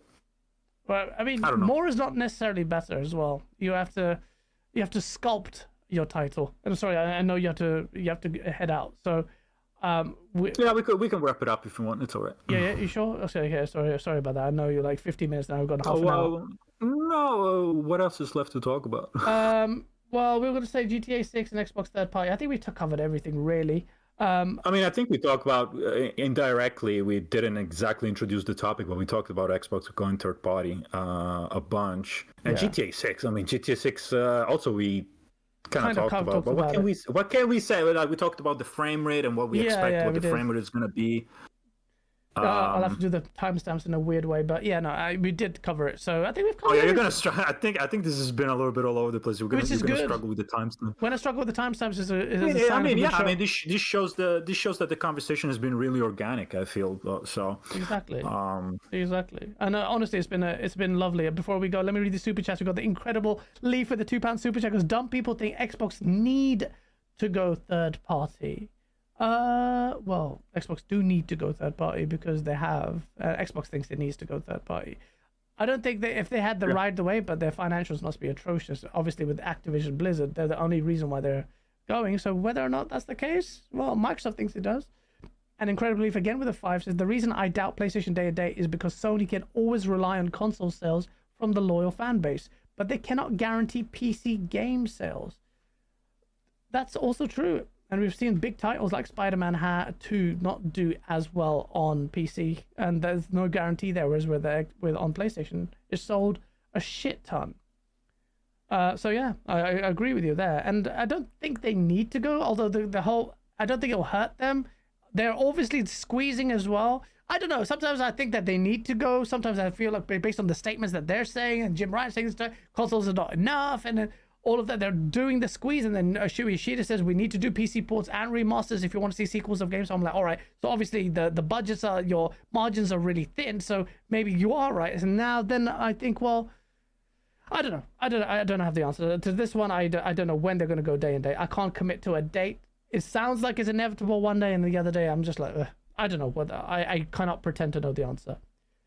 Horizon is ass and boring. Nick, sorry, lol. George Purcell hits the nail on the head. And on that note, ladies and gentlemen, we're gonna call it quits. Nick, I'm sorry to keep you waiting, bro. You have to find a way to somehow do it so we can make this a permanent fixture, because I think we're gonna have a lot of colorful conversations as the game the industry develops. I managed to make this look kind of like pretty behind me and stuff, but you should see what's in front of me. That's like a lot more chaotic. Again, logistically, it's hard for me because that's the schedule too. Like, I had to bother you on a Thursday when you usually stream on Saturday. It's not a problem, honestly. It's been like. It's been a year. I think we did the recap of 2023. Now, after that, we're only podcasting now. So maybe not a year. Maybe we can do like in the summer at some point. Maybe we can do something after whatever the showcase that we have. Oh, yeah. We'll see. We'll see, absolutely. But bro, it's been a pleasure, man. I'm sure we'll fling shit at each other on Twitter and Discord. Dude, you'll piss me off. I will piss you the fuck off. Like, we're gonna be back at the usual in no time. Yeah. But it's not. But it's nice to sometimes sit down and just reset again and decompress and just have a fucking talk. Absolutely, man. I think. Absolutely. Thank you so much, man. I had a great time. And I hope you guys did too. And I know you did because everyone was saying that in the chat. Thank you. Smash the like button if you enjoyed it. It'll be on Spotify and all those places. I'll port it shortly. Nick, Marseille Bastardo. I'm really grateful that you came on. I love chatting to you. Thank you for having me. Thank you, man. And I'll see you on the battlefield on Twitter and all those places as well. All right, man. All right, chat. We're going to sign out. Take care, people, and peace.